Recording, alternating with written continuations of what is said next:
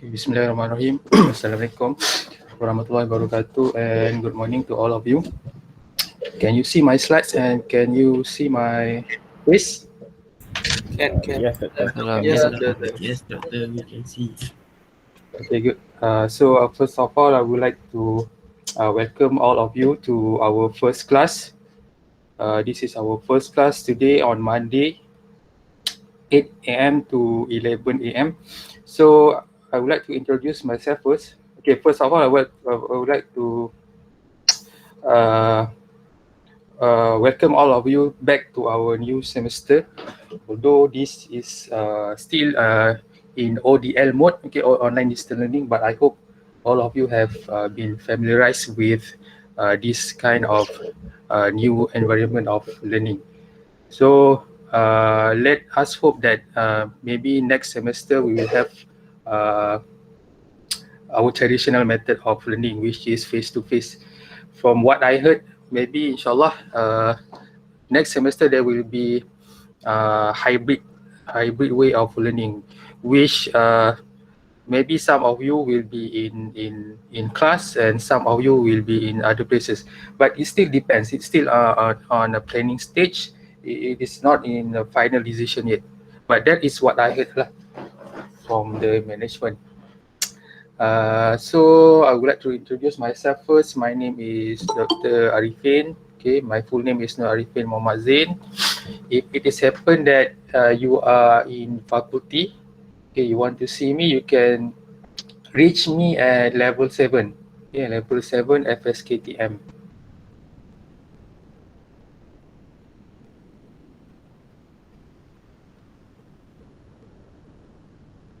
Okay, level 7 FSKTM. This is my email in case you want to submit your assignment. But most of the time, assignments, for example, labs and what else? Labs projects, you need to submit through Otter. Okay. Occasionally, maybe you want to submit through my email if there is a problem in Otter. And then this is my phone number.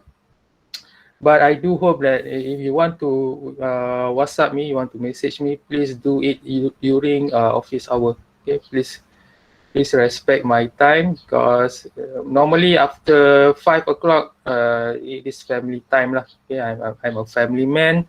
I have family. I have daughter. I live with my parents. So the only time that I have to spend with them is after 5 o'clock. So I hope, unless if it is very important or it's an emergency, then you can reach me after 5 p.m. But I really suggest that if you have anything to ask, anything to a point, do it during office hour, okay, 8 a.m. until 5 p.m.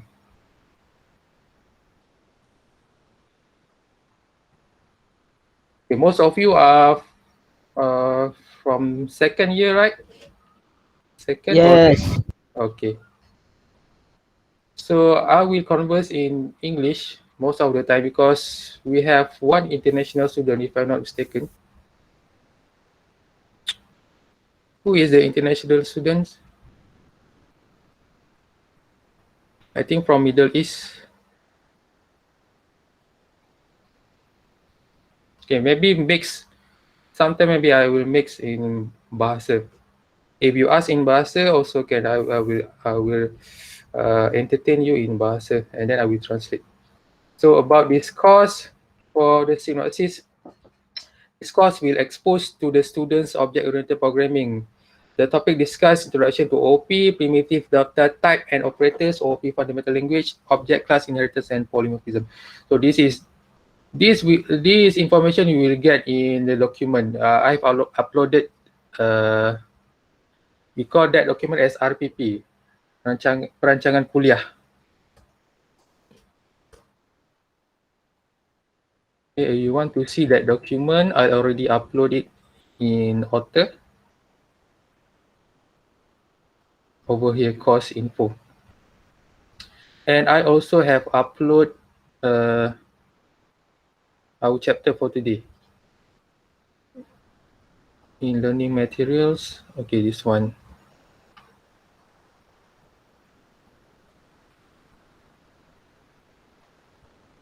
Okay, now it is available. You can upload it. So this is the slide for today.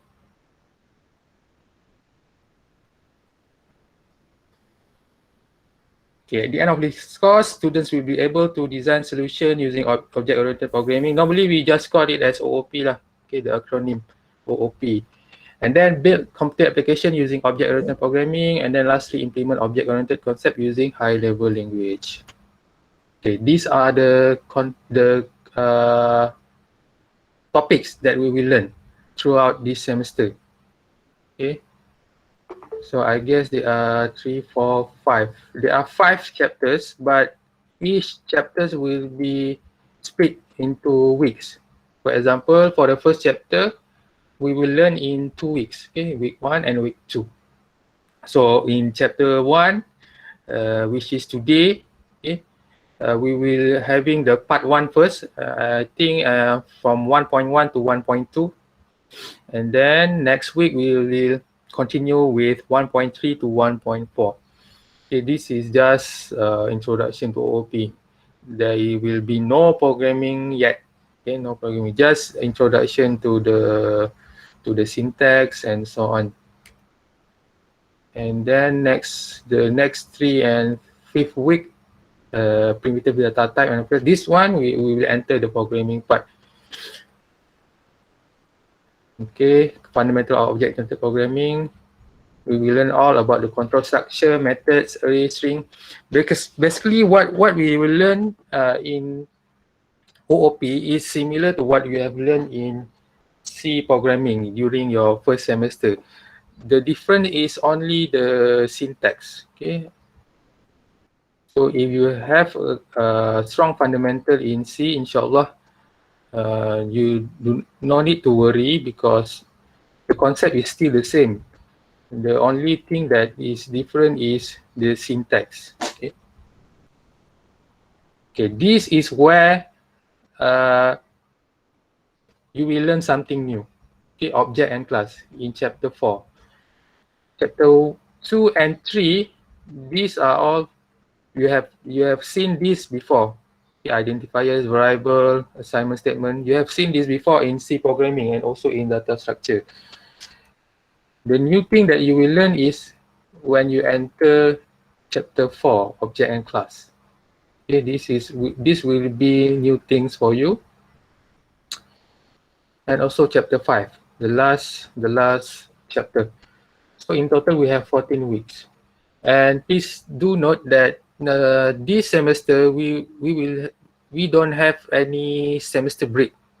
We don't have any semester break.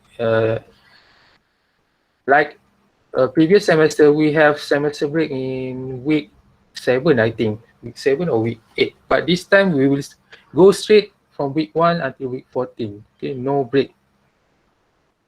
Okay, these are the references that you may get in library. The first one is available in library. But as of now, I think most of you are in your place, right, in your hometown. Okay, there's another option. You can download the ebook, okay, through this website, pdfdrive.com. You just search the name of this book. Okay, just the title of this book. Just search in PDF Drive. Okay, I'm quite sure there is plenty of them. Okay, so these are my suggestions of references. It's up to you. If you want, if you are familiar with, or if you are comfortable with, just Google whatever topics that you want to learn, you can just do that. Okay, instead of having an ebook and to learn from it. All right, delivery method. So in total, as what I mentioned before, we have 14 weeks. Okay, and our lecture will be on every Monday at 8 a.m. until 11 a.m. But I think most of the time it will be less than 3 hours. Okay, it will be less. As long as we have finished all the all the sub chapters, okay, all the lessons that required in a chapter, and then I can guarantee or I assure that all of you have understand what the topics that I taught on that day, then we may dismiss less than 3 hours. Okay, I think 3 hours is quite long, but because of this subject is 4 credit, so it will take 3 hours. And then requirement, you need to have a laptop, desktop, because in our lecture we also have some activities which is programming.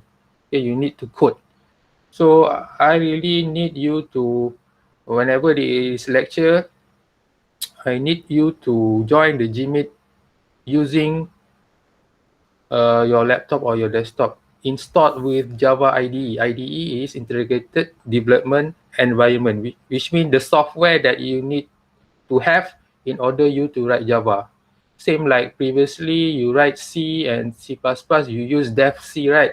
So Java also has its own software, its own IDE.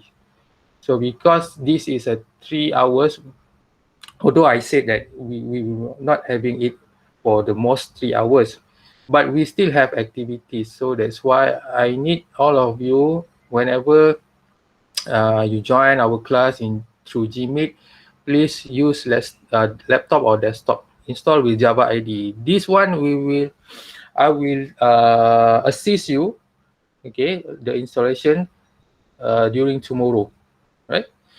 And then stable internet connection. If you do have any problem in terms of your internet connection, in terms of the stability of the internet connection, please do message me. Please do inform me, okay, before the class starts, so I know if you're not joining the class because of what. And then please print screen the problem. If you have apa ni, bad coverage, okay, and then please screenshot that, because this is for audit. Okay, later on, if you are absent because of your internet connection, the management need some proof. Okay, the top management will ask me to provide me a proof that you are not joining the class, you are absent because you have bad internet connection. So I need that proof. For lab, we will split into 2 sections, section 4, section 3, and then section 4 will be tomorrow, every Tuesday, 10 to 12, and then followed by section 3, 12 to 2. The requirement is the same as lecture. Maybe you need, additionally, you need Microsoft Word to do your report.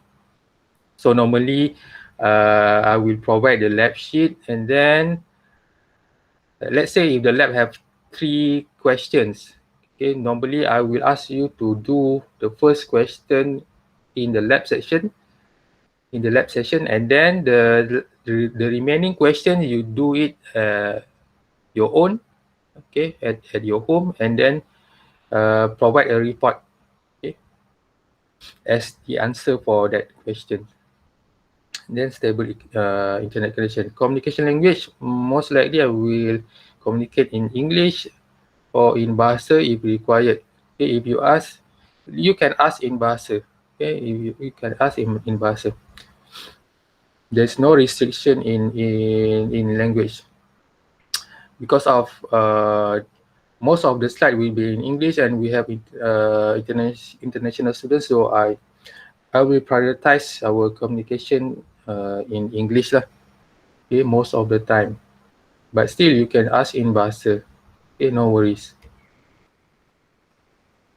Okay, video conferencing for students. Okay, these are the guidelines for you in order to participate in online class learning. So you must get ready. Okay, our class will be at 8 AM, and our lab will be at 10 and 12 p.m. So please be prepared before we begin. At least 5 minutes before, okay, you have entered the Gmeet. Okay, and then get permission. If you are not able to join our class, please wear appropriate clothing. Okay, in my class, I do not strictly advise you to open your camera, but please don't take it for granted. Okay, don't play games during my lecture. Don't do anything else that is not very important, okay, during my lecture. I know you are living with your parents, right? With your families. There is maybe some disruption, okay, gangguan from others. That is normal. That is acceptable. But if you play games during my lecture, then that is unforgivable lah. Tak boleh dimaafkan, okay? Benda tu tak boleh brain lah, okay? During lecture, you must focus. Other than that, it's not from your side, okay?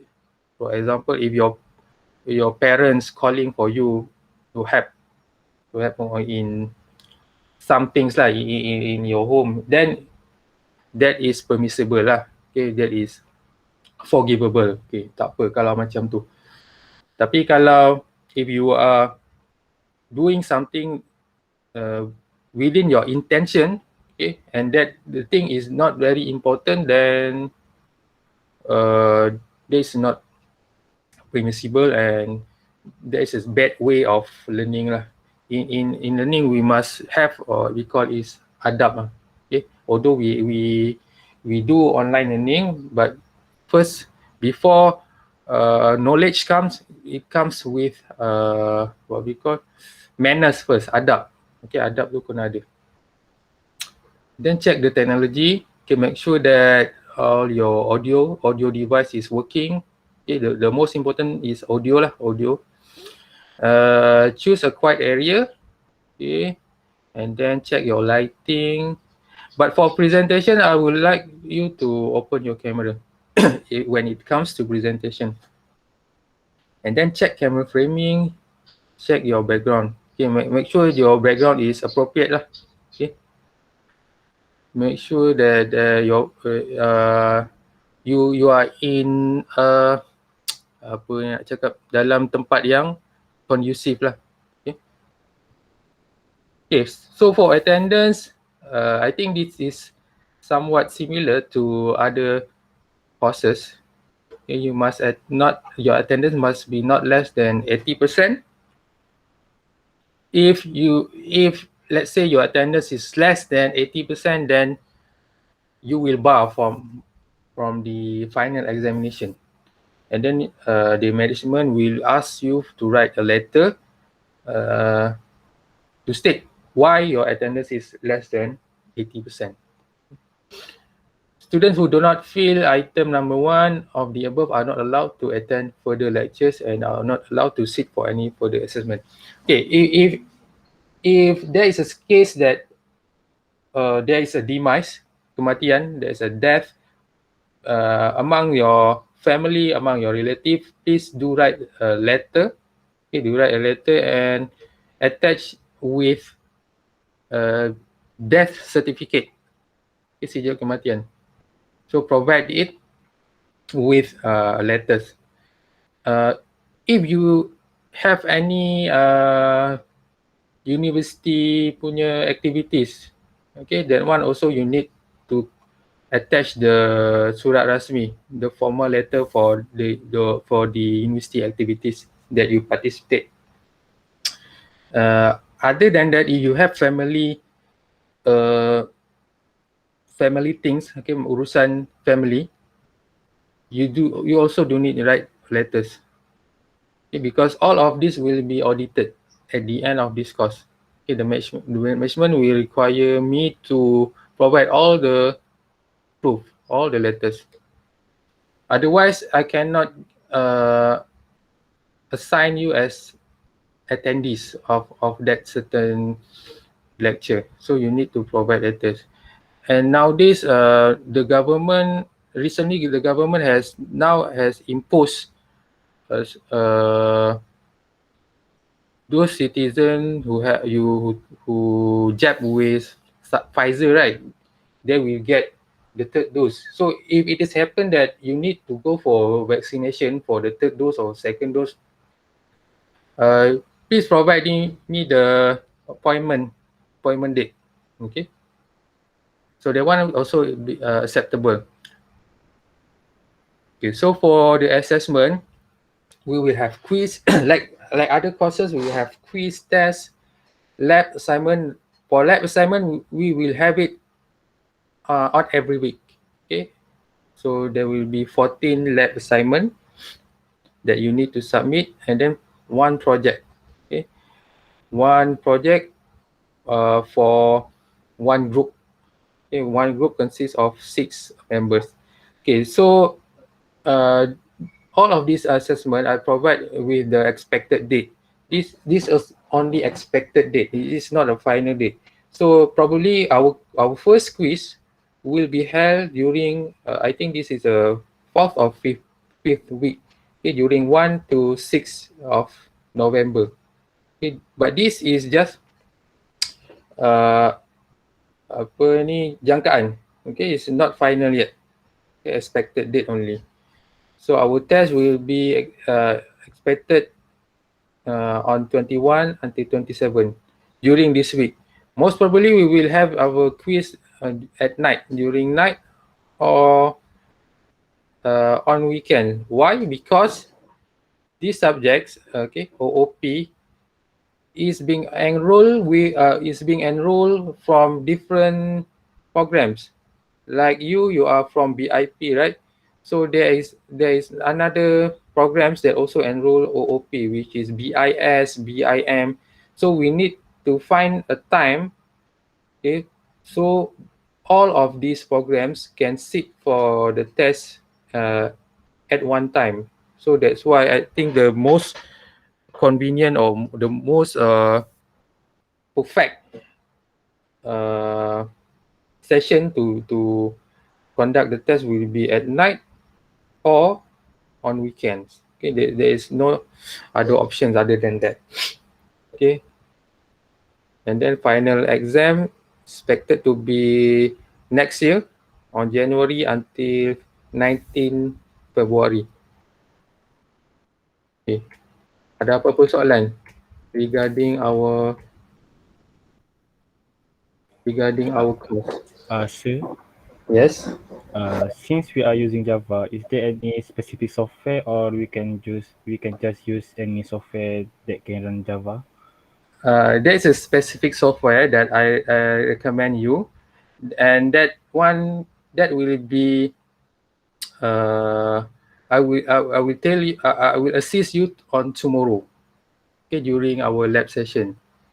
Okay, there will be a dedicated software that you need to use. Okay, so I provide that details on our lab sheet for tomorrow.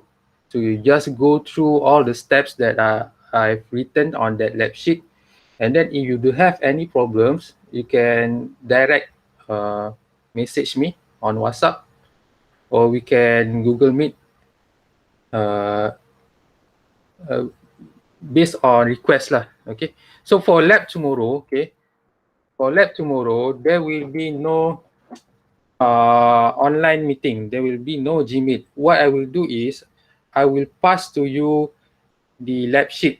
Okay, I will upload the lab sheet through Otter under individual activities.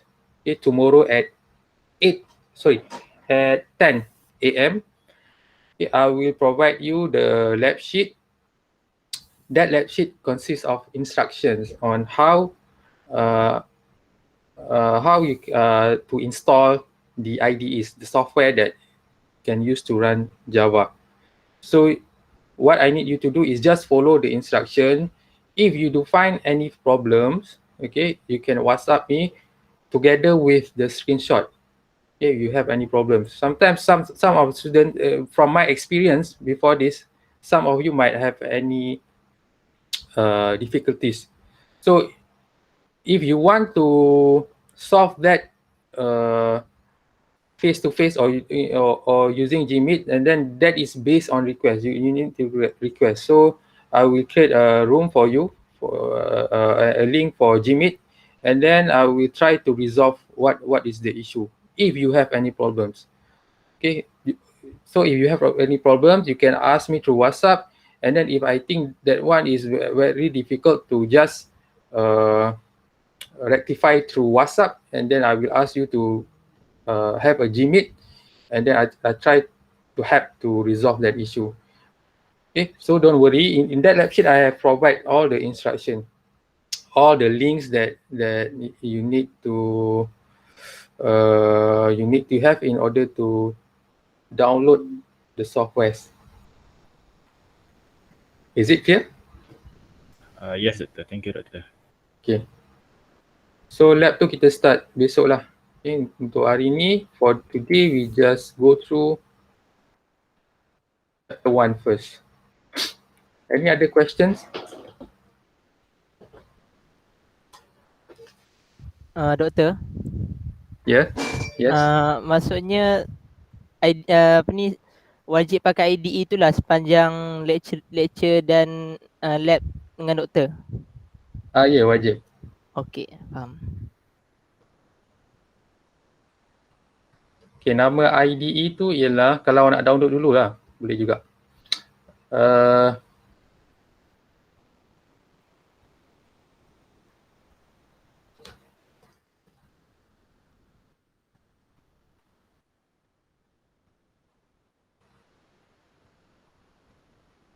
Okay, you can go to this website, just Google Java SDK.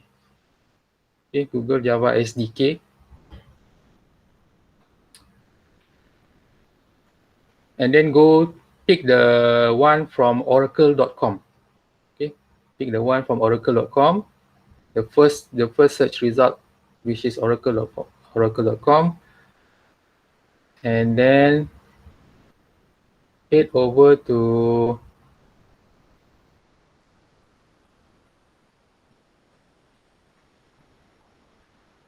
there are 3 tabs over here. Okay, if you're using Windows, go to Windows. And then choose x64 installer, this one, the second one. Okay, it's either the second one or the third one, but I really recommend you choose the second one. Okay, so download it. It's not that too big, 151 MB. Okay, just after you have downloaded it, double click on it, and then just click next. Okay, until it finish. Okay, that is the first software that you need to download. Actually, this is not a software. This is what we call as libraries. Okay, libraries, development kit.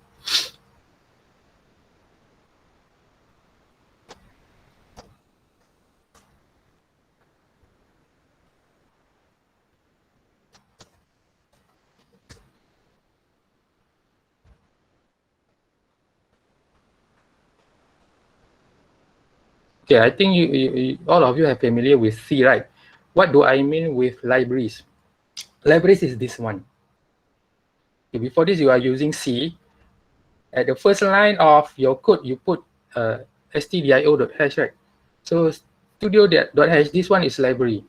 So in order to, similar as Java, there are libraries that you need to use later on whenever you are writing your code.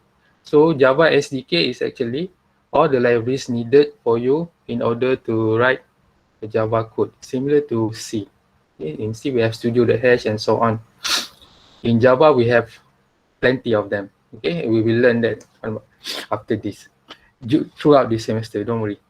Okay, so the first thing you need to do is download this. Google Java JDK, okay, and then Java JDK or Java SDK. Okay, and then choose the first search result, which is from oracle.com. Choose the Windows tab, and then choose the second one. Okay, second or third one. Okay. Any other questions? Sir, nak tanya lagi boleh? Boleh. Untuk yang Mac punya, nak download yang mana satu ya? Kalau Mac kat sini, Mac OS. Sebab ada banyak tu. So nak Okey, awak guna satu. Mac. Awak guna Mac tahun berapa? Sekejap, kawan saya tanyakan. Okey, kalau awak guna Mac tahun 2021, tahun ni, tahun 2020, late 2020, most probably awak kena download sub ada 2 ni, ARM64. Tapi kalau dia beli MacBook tu sebelum tahun 2020, ambil yang ni, DMG installer. Ambil yang last sekali. Alright. Dia depends on dia punya MacBook je tahun bila. Macam saya punya tahun 2020. Tapi saya guna Intel. Sekarang ni MacBook MacBook yang baru dia tak guna chip Intel, dia guna chip dia sendiri. Namanya M1 processor. So kalau you guna, tengok kalau dia beli recently, biasanya dia tak guna Intel, dia guna Apple punya chipset. Kalau guna Apple punya chipset, ambil yang ni, ARM64. Okay, kalau macam saya guna Intel, so saya ambil yang last sekali. Okay. Atau another option, dia kena install Windows lah dalam dia punya Mac. Tu kalau ada 2 option, sama ada dia install Windows tapi itu kena ada kena apa ni, pengetahuan teknikal sikit lah, kena Google sikit. Okay, macam saya ada install Windows dalam Mac ni, so saya boleh run 2 sekali. Saya boleh run Mac OS, saya boleh run Windows. Okay, ada lagi soalan?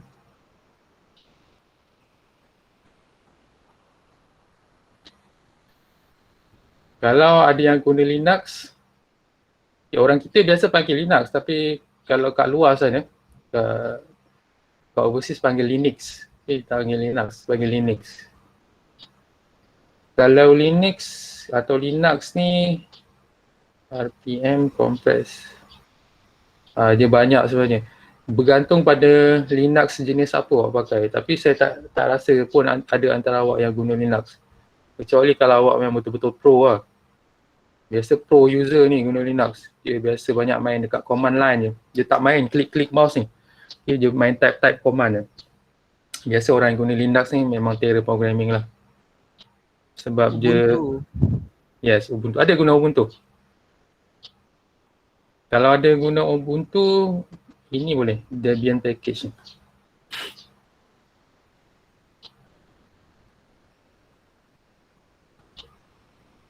Okay, ada lagi soalan? Sebelum kita masuk. Setakat ni belajar online okey tak? Kurang. Tak okey. Tak okey. Habis ada yang balik ke sekarang?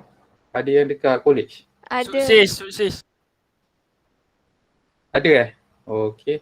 Ramai ke? Antara berapa orang ni? Ada 70 orang. Ramai ke yang balik? Tak rasanya. Tak. Sebab saya based on fakulti ada buat survey. Saya tengok ramai yang tak balik daripada balik. So saya ingat korang okey je kot kelas online ni. Tak tahulah, mungkin masing-masing ada restriction masing-masing kan. Mungkin awak punya internet coverage internet kat tempat awak tak okey ke kan, ataupun awak jenis belajar yang memang kena ada orang, kena berkumpulan ataupun kena assistant. Mungkin awak lebih prefer untuk face to face. Tapi ada juga yang suka online ni. Tapi there's no right or wrong, tak kisah mode apa sekalipun, janji awak boleh adapt dan awak boleh dapat ilmu tu, should be no problem lah. Okay. Tapi kalau katakan ada yang balik ni nak jumpa saya, awak bagi tahu dulu bagi tahu dulu. Sebab tak silap macam ada SOP lah. Macam dalam satu waktu berapa orang boleh masuk kat bilik pensyarah. Saya tak berapa clear lagi SOP je, tapi dengar-dengarnya adalah SOP tu. Jadi kalau awak nak datang nak jumpa saya kat tingkat 7 ni, depan bilik Encik Zaki depan bilik Encik Zaki, sebelah bilik Dr. Bai. Awak boleh je awak WhatsApp saya dulu. Okay. So saya boleh arrange. Takut nanti ada apa-apa ke, macam sekali ramai datang tu tak boleh lah. So saya kena arrange dulu jadual. And then lagi satu, sekarang ni pun the fakulti dan satu UTHM ni belum praktik, belum 100% semua masuk office. Dalam 60%, 40 to 60% jadi jadual je. Jadi mungkin ada masa yang saya tak ada ke office tu, awak kena WhatsApp saya dulu lah. Boleh je kalau nak datang. Okay. Tapi bagi tahu dulu. Ada lagi soalan? Yang international ni tak datang?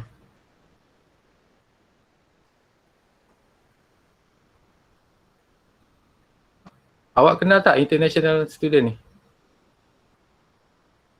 Kelas sebelum ni satu kelas dengan awak ke semester lepas? Ada doktor, tapi semalam pun dia tak ada. So not sure.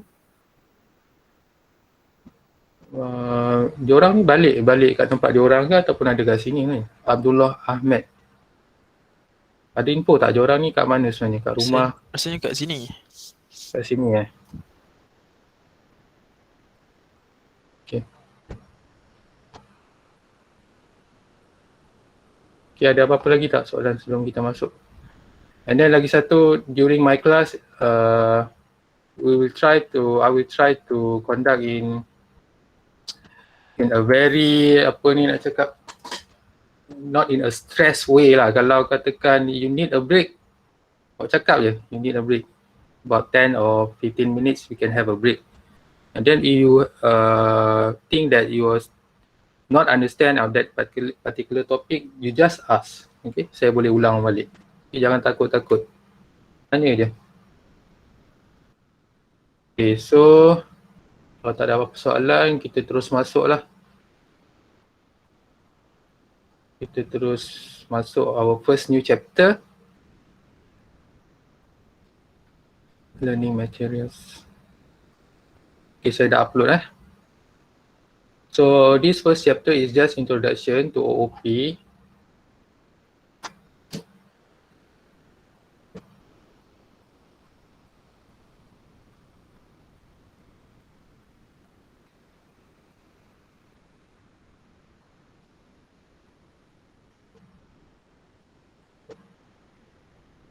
Alright, boleh nampak kan skrin saya?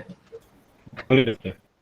Okay, so for today I would like to finish chapter 1, but it is in part 1, only part 1. Okay, there will be chapter 1, part 2 beginning next week.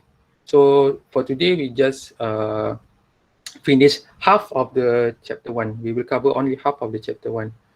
So this is the content: history of object-oriented programming, procedural vs OOP, OOP terminologies, in other words is terms in OOP, okay, terma-terma dalam OOP, and then advantages of OOP.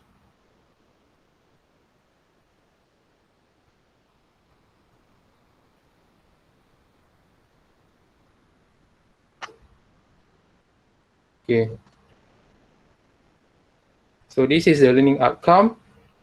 At the end of this chapter, you should be able to understand the differences between procedural programming and object-oriented programming, understand the terminologies in OOP, and then lastly know the advantages of OOP.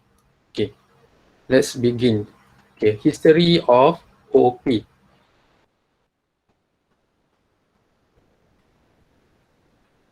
Okay, there are two common programming methods in practice today. One is procedural, okay, and then another one is OOP. So far, we have been creating procedural programs. The one that you have learned during your first semester, during your second semester, that one is procedural. Okay, C. Okay, before this you are learning C, right? C categorized under procedural. Whereas what you will learn in today or in this semester, which is Java, that is categorized under OOP. There are other several programming language, OOP programming language other than Java. For example, C++. Okay, C++, and then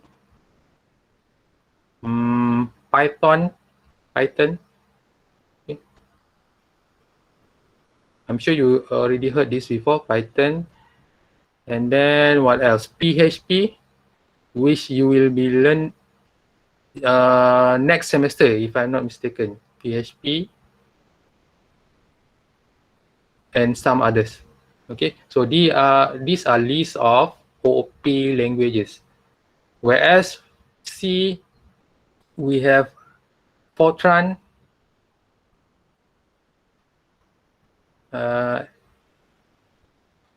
COBOL, okay, Fortran.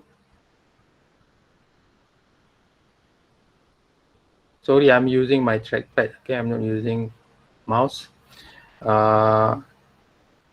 And some others. Okay, but most of the time, let's say after this you graduate, you want to find a job as a programmer or as a software engineer. Most of the time, you will focus on OOP languages. Okay, there is a very rare situation that you need to write in C or Fortran or COBOL.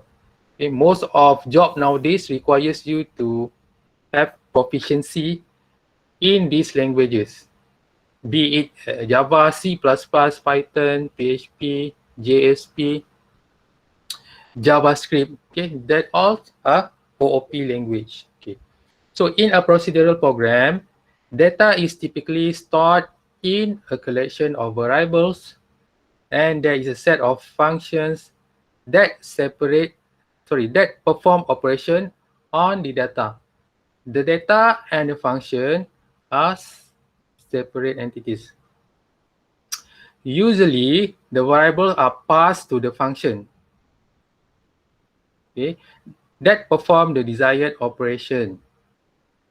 As you might imagine, the focus of procedural programming is creating the functions or procedures. Function and procedures are referring to the same meaning. Okay, we might call it as function, we might call it as procedures that operate on the program's data. Okay, I show you an example. Okay, let's say this is a C program, right? Before this, I think all of you are familiar with C programming. Let's say we want to create a program to calculate the average of two numbers.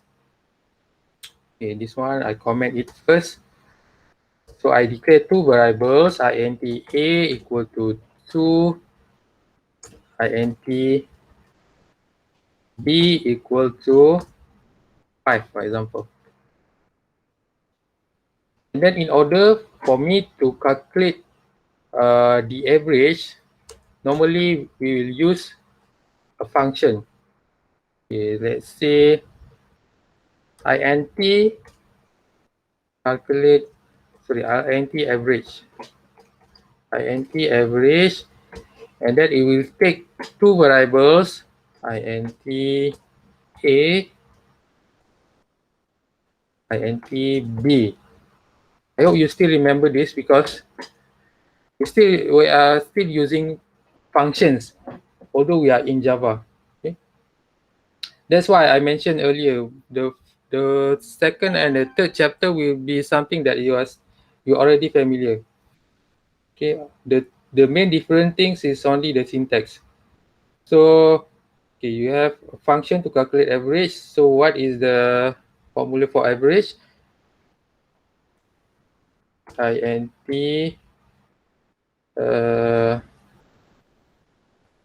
avg equal to a plus b divided by 2. Okay, and then we put return avg, and then we call this function. Okay, the name of the function is average. Okay, before that we printf %d, Why we use %d? Because we want to display integers, so we use %d, and then we call the function. The name of the function is average, and then we provide the values we pass the values to average, which is 2, 5. Okay, finish. So this is how procedural programming works. It's data is typically stored in a collection of variables. So we have variables. Sorry, this is variables. This is our variables, int a, int v, variables. And there is a set of functions. So this is function.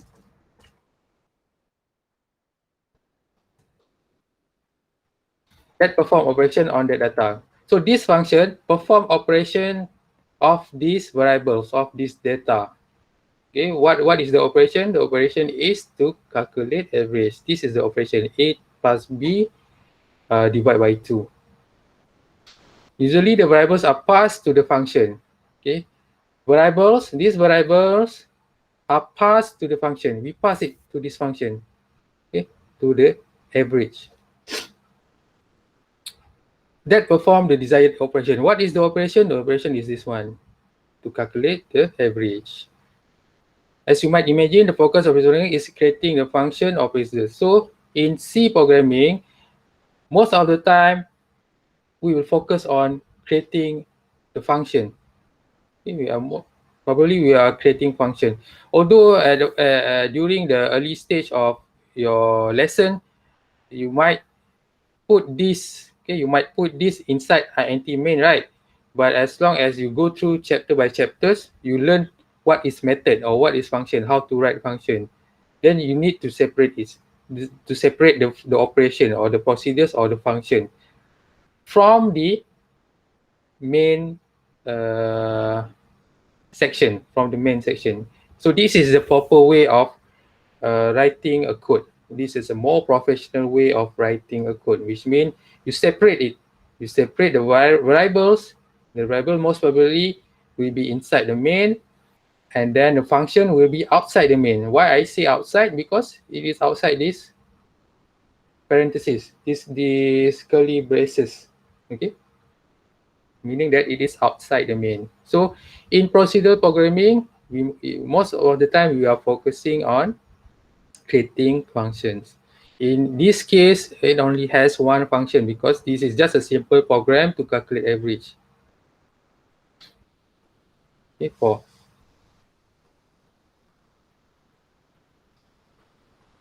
Okay, until this one, understood? Faham tak? Faham. Faham, Doktor. Faham, Doktor. Okay, good. Okay, continue. Procedural programming has worked well for software developers for many years. However, as programs become larger,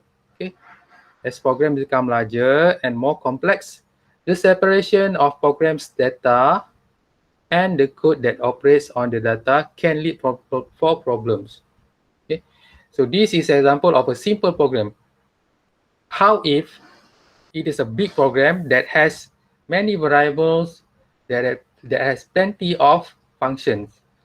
It will cause or will lead to problems. Okay, what are the problems? Okay, continue. For example, the data in procedural program is stored in variables, as well as in more complex structures that are created from variables.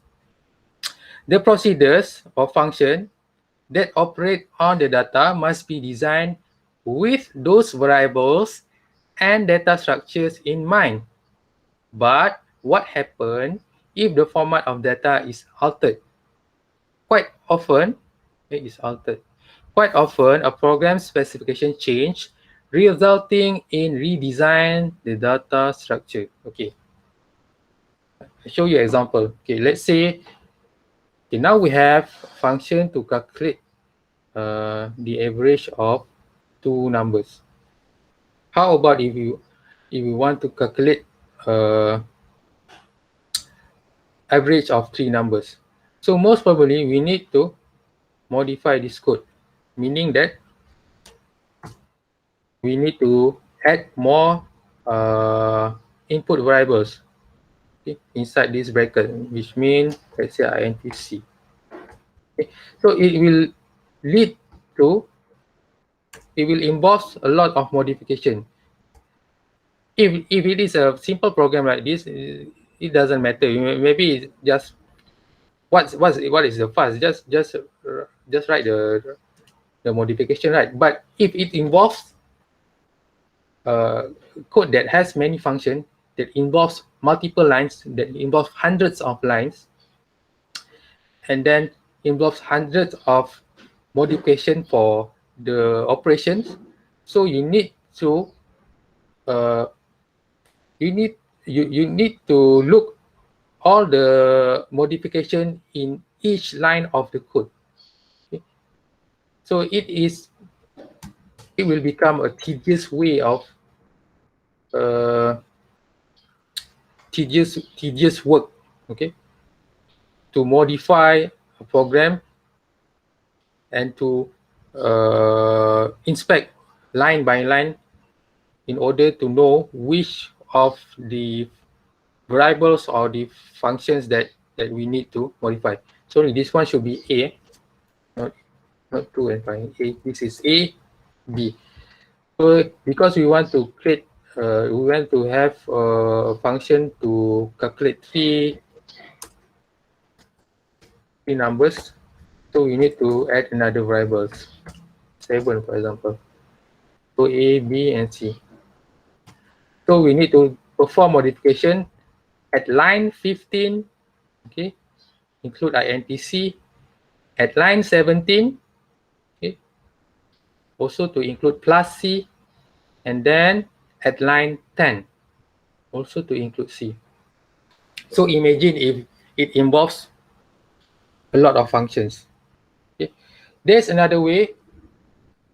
You just create another function, average, copy this one, okay, paste at the bottom, paste at the bottom, and then it won't paste. I don't know why.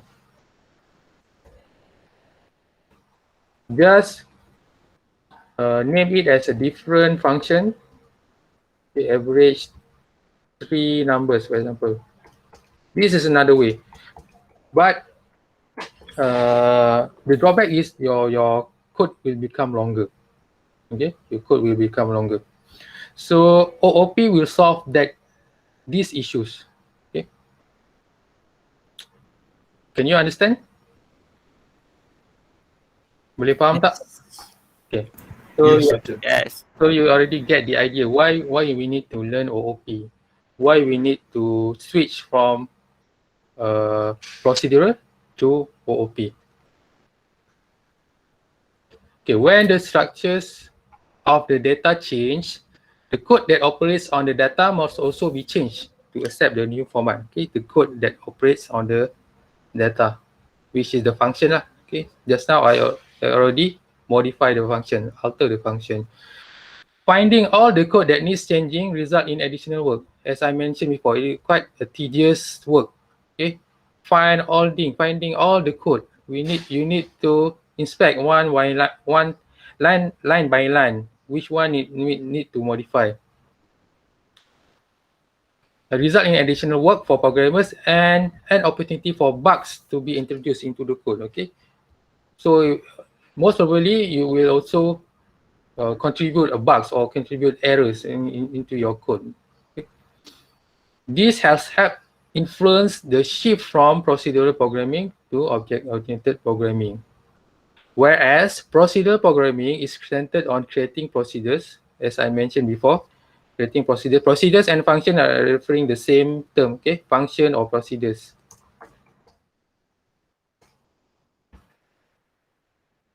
OOP is centered on creating objects. In OOP, we still actually create functions, but that is not our focus.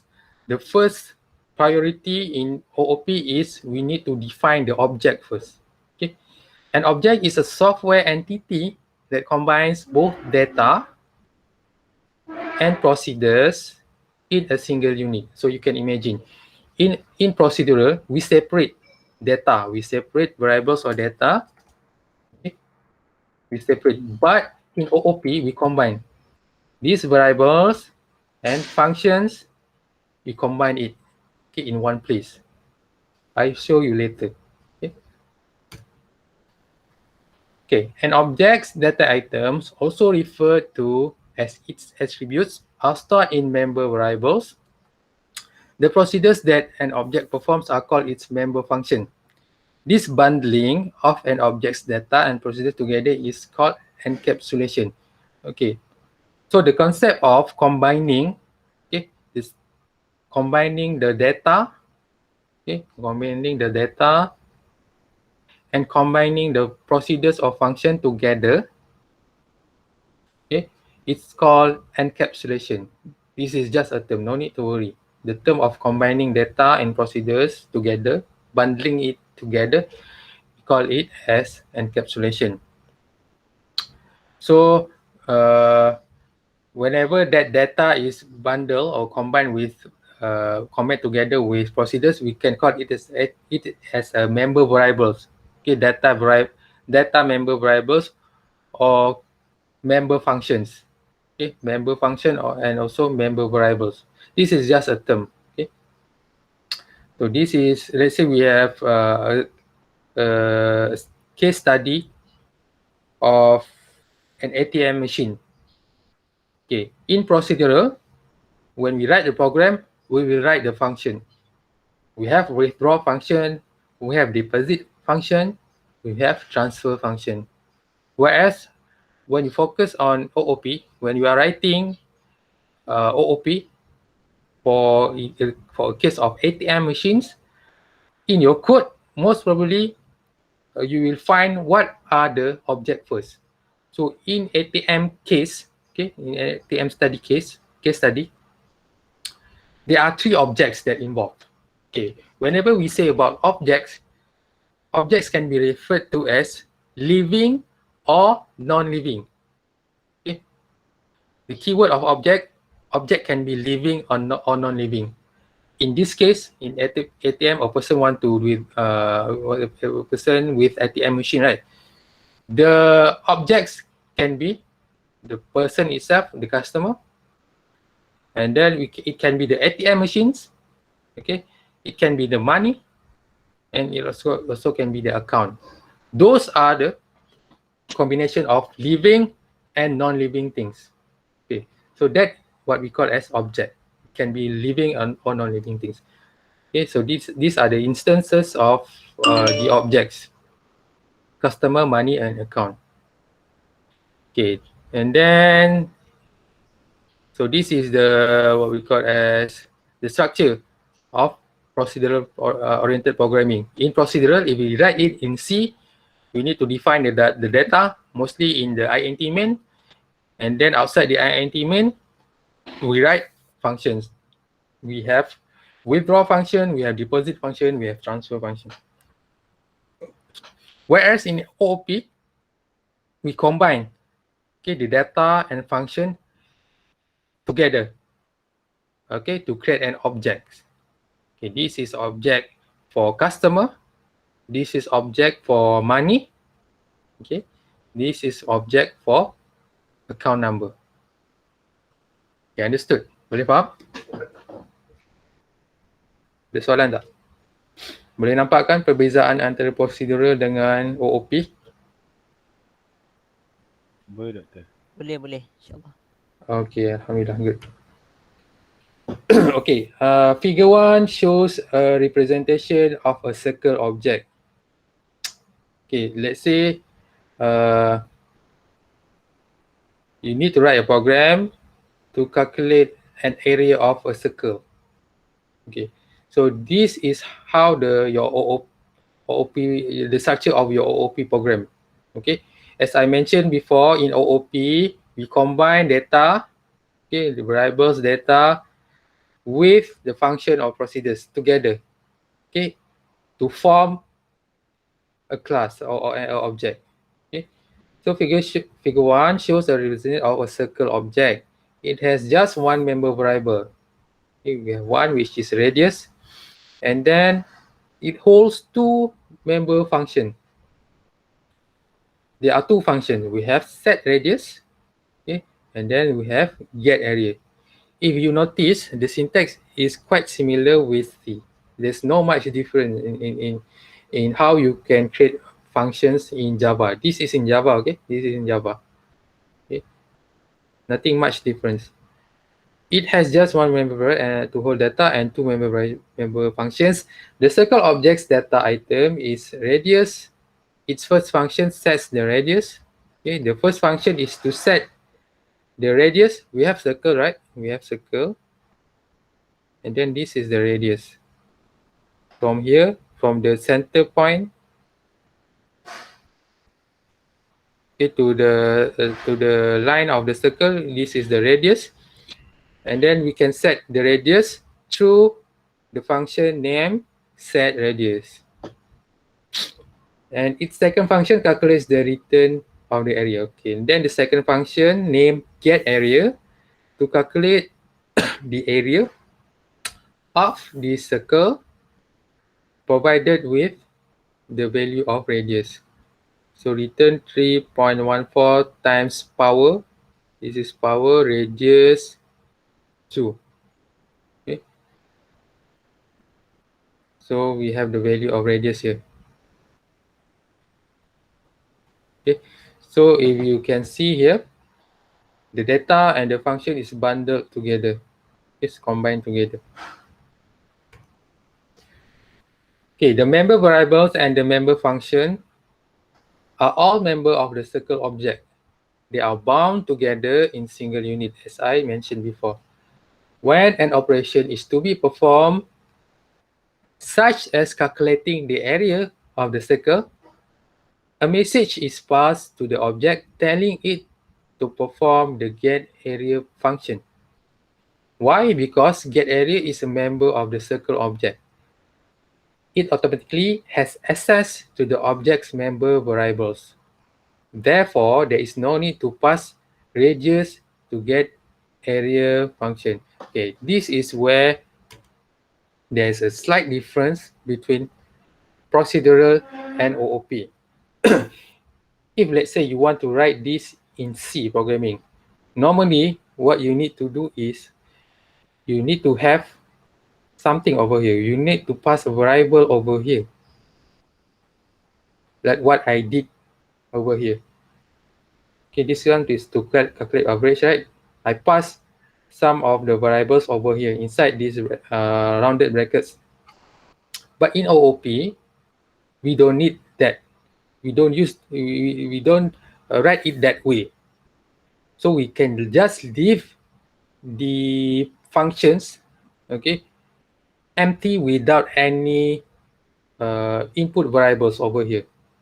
Okay, if you can see here inside this parenthesis, inside these circle brackets, it is empty, nothing over here as compared to in C programming. Okay, why? Because this get area function has access to the radius variable. Okay, as compared to C, I want you to understand this, listen this carefully, okay? In C, okay, look at this function. int A, int B, int C. I wrote this down. Why? Because average, this function average, doesn't have any direct access with int A, int B, int C. Do you understand what I mean? Why? Because average is outside the main. Why I say so? Because it's already outside the bracket, outside of the int main bracket. Okay. Average is located outside, so it doesn't have a direct access to A, B, and C. So this is in C, in procedural. So that's why I need to create another variables, input variables for this function. Whereas in OOP, I do not need to write up the what we call as the input variables. Why? Because get area is bundled together with radius. Okay, it's bundled together, combined together. So it has a direct access to this radius variable. So that is the difference between OOP and procedural in the programming part. Can you understand or you want me to repeat? Boleh faham tak? Jelas tak? Repeat, Doctor. Repeat. Okay. Mula Okay, dalam in C programming, nak terangkan bahasa Melayu ke bahasa Inggeris? Bahasa Melayu. Okay. Melayu, Dalam- Doktor. Okay, dalam C. Okay, dalam C awak tengok betul-betul. Sekarang ni, okay ni saya delete dulu. Kita ada function average. Okay. Dan saya, function average ni dia receive 3 parameters. 3 input variables. Ada A, B, C.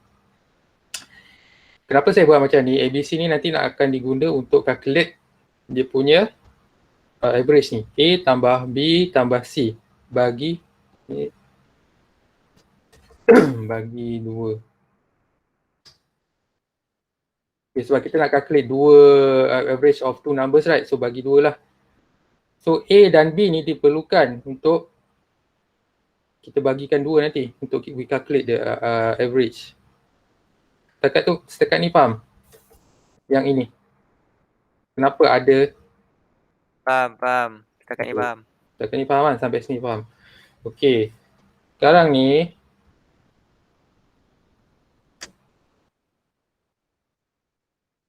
A dan B ni, okey saya namakan lain lah. Saya tak namakan A. Saya namakan number 1, number 2. Kalau awak ingat lagi, dia tak semestinya sama dengan ni. Number variable tu tak semestinya sama dengan ni. Dia boleh kalau awak nak namakan A, sini A, boleh juga. Okay. Tapi kalau nak namakan lain pun boleh juga. Dia tak semestinya sama. So kat sini saya dah tukar number 1. So kat sini number 1, number 2. Okay, number 1, number 2. So dalam main ni saya panggil function average ni kat sini. Saya panggil untuk dia keluarkan output kat sini. So kat function average ni saya pass nilai 2 dan 5 ni. Nilai 2 ni je dalam A. Okay, so saya letak A kat sini. Okay, nilai 5 ni saya letak dalam B. So saya pass B dekat sini. So bila saya panggil average ni, okay, A ni akan pass ke number 1. Maknanya nilai A dengan number 1 ni dah jadi sama lah. A2 kat sini A2, number 1 pun jadi 2 lah. Nama variable lain tapi nilai dalam je tu sama. Okay, B nilai je 5. And then number 2 pun dia akan pegang nilai 5. Kat sini jangan confuse nama lain tapi dia pegang value yang sama. Okay, setakat ni boleh faham? Boleh. Boleh, jelas. Okay, sekarang ni tadi saya mention dalam C, dalam procedural, average function dengan variables ni, data variable, dia tak ada direct access. Dia tak boleh directly access. Sebab itu saya kena buat dalam kurungan ni, saya kena buat input variables supaya saya boleh pass value 2 ni dekat sini, value 5 ni dekat sini. Kenapa saya kata dia tak ada direct access? Sebab dia di luar main. INT average ni dia berasingan. Function atau procedures ni dia berasingan dengan variables. Dia di luar. Sebab itu kita kena ada input variables kat sini ni untuk menghubungkan apa sahaja value yang kita letak dalam main ni supaya kita boleh pass kat sini. Kalau katakan saya tak buat benda tu, saya biar kosong. Macam kat Java tadi kan, saya biar kosong. Jadi macam mana function average ni nak calculate average 2 dengan 5 ni? Saya nak bagi dia apa? Kosong, tak ada. Boleh faham tak? Clear tak? Clear. Okay, bagus. So sebab itu saya letak tadi. Allah.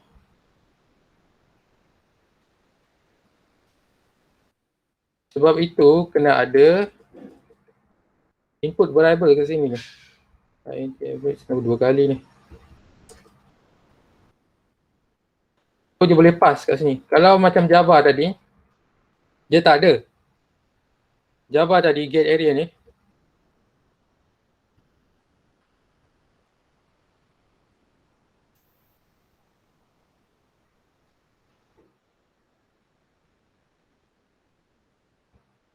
Okay. Okay, kat Java tadi ni, dalam ni tak ada. Tak ada apa-apa. Sebab apa? Sebab radius ni dia sekali dalam satu, dia bundle together. Sebab itu get area ni tak perlukan apa-apa input variable sebab dia dah boleh access pun. Radius ni dia boleh pass kat sini. Dia boleh access directly. Compared to dalam C tadi, saya kena declare A dengan, saya kena declare dia punya input variable dia. So saya kena letak A dengan B lah kat sini. So, kalau kat Java ni tak ada, tak perlu. Sebab apa? Dia bundle together. Dia dah sekali. Dia dah sebelah-sebelah. Ibarat dalam C ni, ibarat average ni dalam main. Tapi dalam C kita tak boleh buat macam tu. Function kena letak luar main. Sama ada kat bawah ni ataupun kat atas. Boleh faham? Clear tak? Faham. Okay, bagus. So itu ialah konsep OOP. Sebab itu OOP dicipta untuk memudahkan. So katakan, okay, let's say the calculation has been changed. Katakan later on kita nak calculate area of circle. It's not this calculation. It's not this rumus anymore. It's not this equation anymore. Mungkin ada penambahan. So we don't need to modify inside this one. We just modify the equation. So it is less our work will be less. Our job to inspect the code line by line will be less because we just focus on the equation part. Kalau dekat mana tadi, kat sini lah dah hilang ni. Kalau dekat C tadi, kita kena modify dekat sini, kita kena modify kat sini. Okay, kita kena modify kat banyak tempat. Tapi dalam OOP, okay, later on kita hanya modify kat beberapa tempat sajalah, tak semua. Boleh faham? Boleh. Okay, good.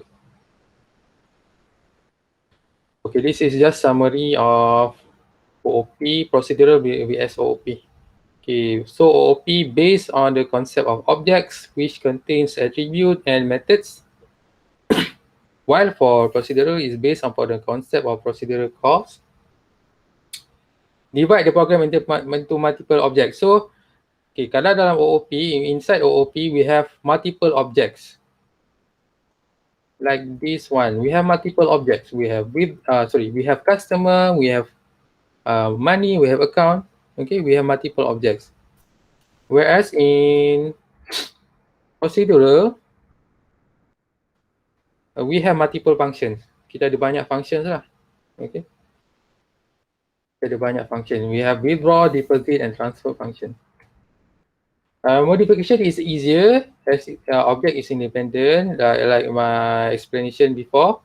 Modification are difficult as they can affect the entire program. And then OOP, objects communicate with each other by passing message. Function communicate with each other by passing parameters.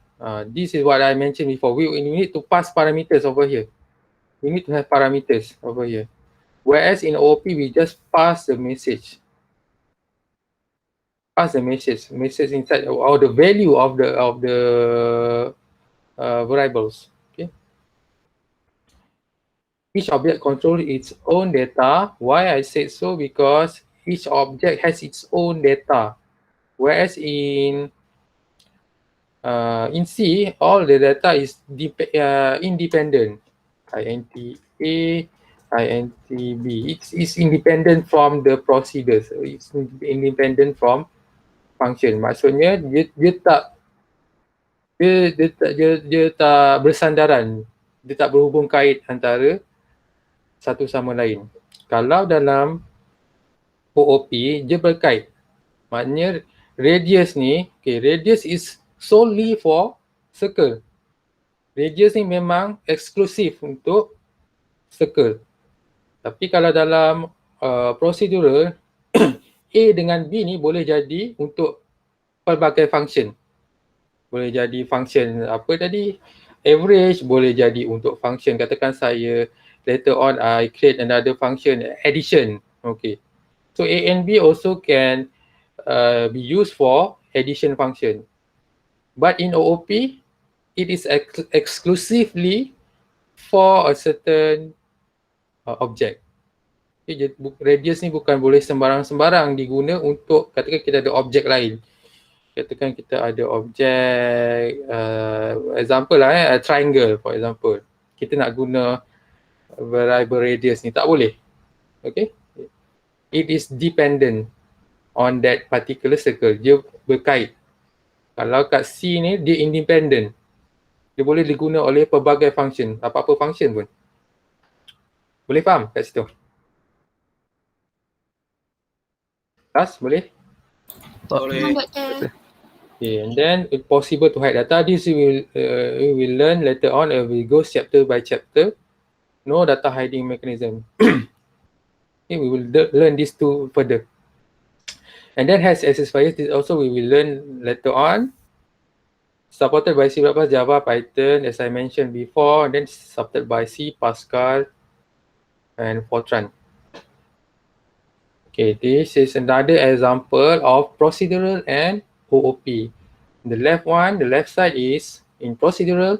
Okay, what this program do is it will ask the user to enter number 1, and then the user key in number 1, and then it will pops up number 2, the user key in number 2, and then what it does after that is it will perform the addition operation between number 1 and number 2. Okay. And then on the right side is the translation from procedural to OOP. So this is the same program, the same operation, but it is written in OOP.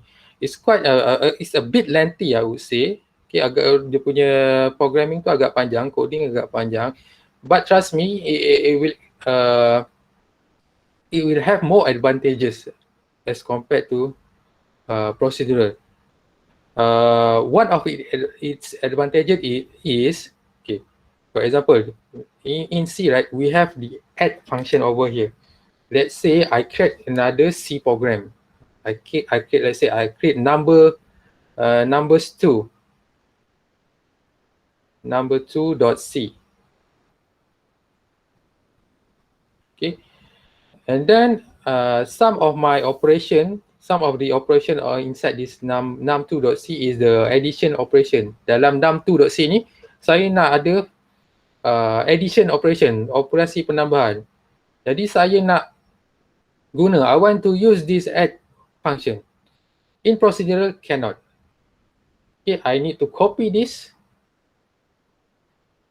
I paste it over here. Okay, or I need to write it from scratch. Saya kena start daripada mula lagi untuk do the addition operation. Whereas in Java, okay, in Java, if you notice this, we have the similar function, which is addition, get addition.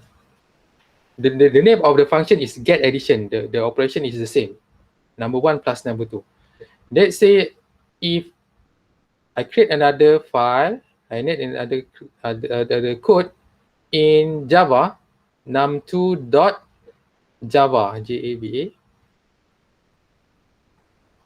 And then inside this num2.java, I need to perform the addition operation. So as compared to procedural, I can just call this function outside from numbers.java. This get addition is inside numbers.java. Okay, I create another file number2.java. I want to use this function. Can. Okay, just by simply calling this function. Instead of copy paste this function, I can just call this function. Okay. So in Java, most probably this code, when it translates to Java, most probably we need to have two files lah. But we can also write it in single file. But in this example, I separate it. This is the reason why I separate this. One of the reason is because I want it to be reused. I want this get addition to be reused later on. Reuse, boleh digunakan semula. Okay, maknanya kita tak perlu nak write the same code all over again. Okay, so and then we have main.java. Dalam main Java ni, inside main Java, I call the get addition. This is what I meant before. My number.get addition. Get addition is referring to this function. I call it from another files, another code, main.java. Okay, this is why I separate. We can combine this together inside numbers.java, but I choose to separate it because of this reason. Okay, understand? Boleh faham? The translation between procedural to OOP. Nampak kan kat sini? Yang punya perbezaan. So if you notice, most of the syntax quite the same, except for some of them lah.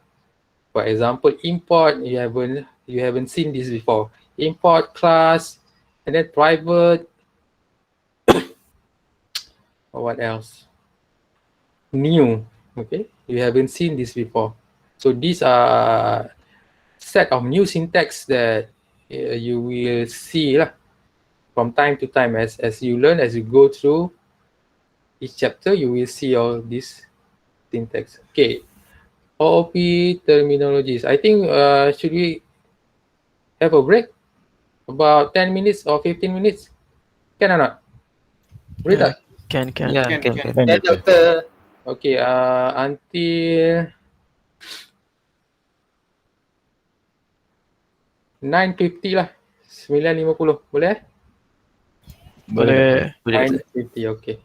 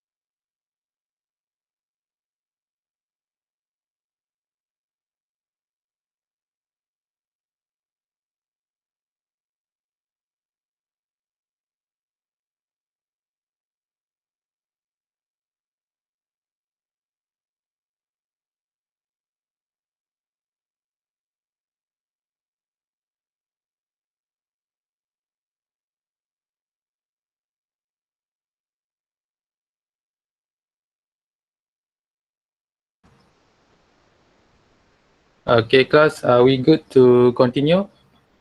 Boleh kita sambung? Yes, Boleh. Doktor. Okay.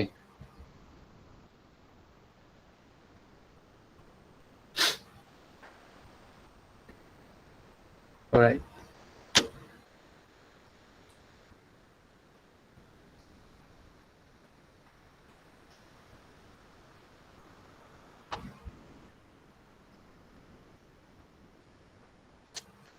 Okay, so we continue on OOP terminologies. Okay, terminologies, or you can call it as terms. Okay, so whenever you write OOP code, there are some terms that you need to have in mind. Okay, you need to be familiar with. The first term is what we call as class. The most important term is the class. A class is a template or blueprint from which objects are actually made. It is a basic concept of OOP which revolve around the living or non-living entities. So inside your code, okay, all code that you write in Java is inside the class. Same like this one. Okay.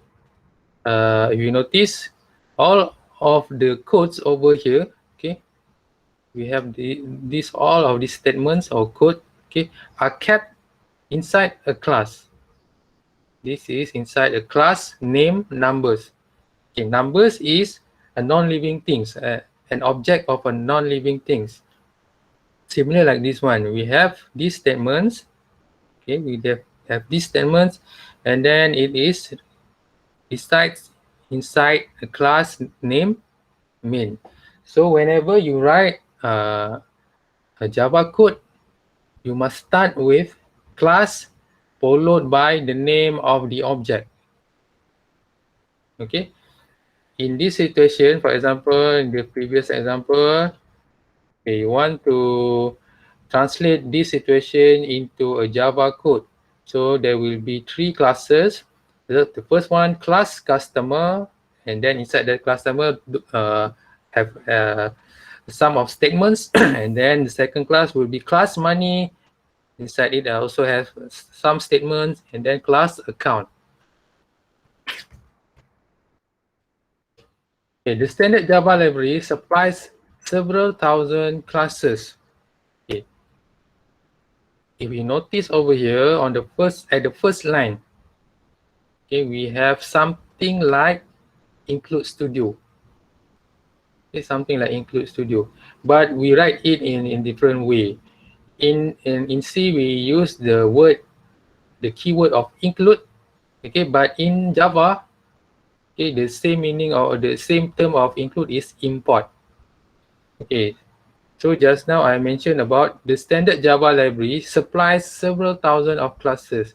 So the JDK that you have downloaded just now, this one, okay, JDK, it comprises all the classes. Okay, all the predefined classes.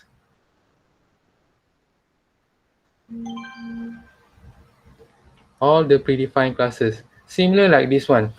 When you download DevC, okay, when you download DevC, you download it with the predefined class or the predefined files, libraries.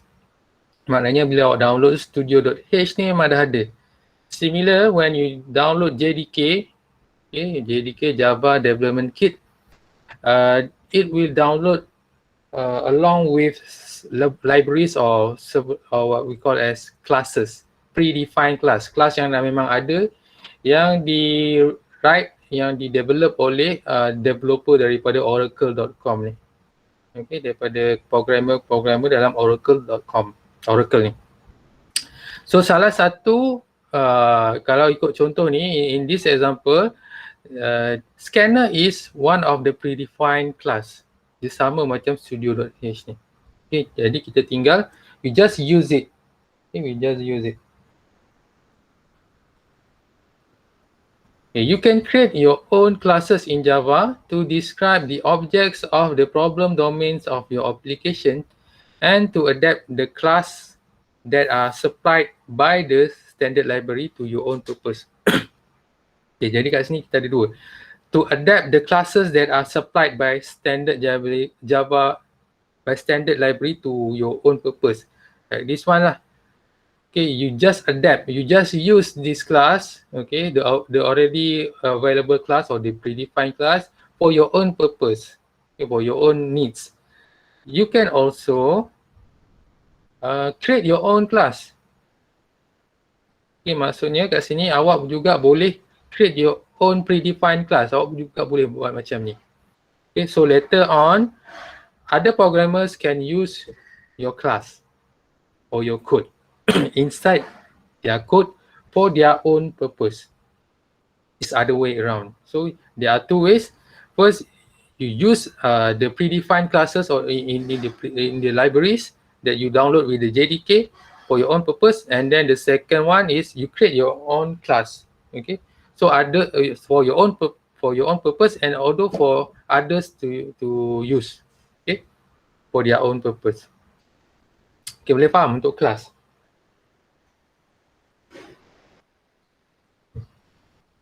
Boleh Boleh. Boleh tu.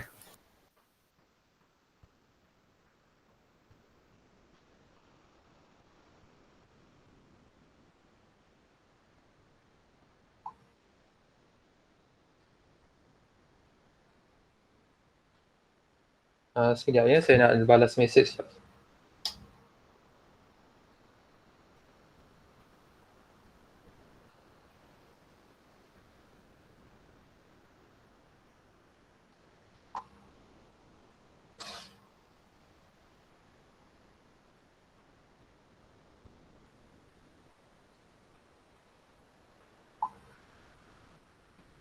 Okay, sorry. Okay, exercise 1. Define the classes based on the scenario given below.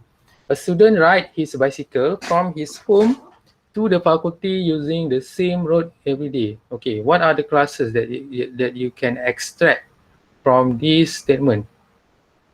Remember, I said earlier, classes can be an object of living or non-living things. So what are those living and non-living things from this statement? Anyone? Student. Bicycle. Yes. Bicycle. Student, bicycle, and then Home. home, then faculty, Faculty. Road. road. Okay, good.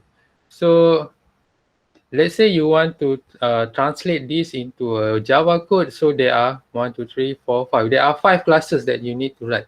Okay, class student, class bicycle, class home, class faculty, and class road. Okay, very simple. Okay, second terms, objects. Classes can be used to instantiate as many objects as are needed. Instantiate meaning that you can have multiple examples of a class. Okay, multiple, aku nak cakap dalam bahasa Melayu, example. Multiple derivation. Okay, contoh.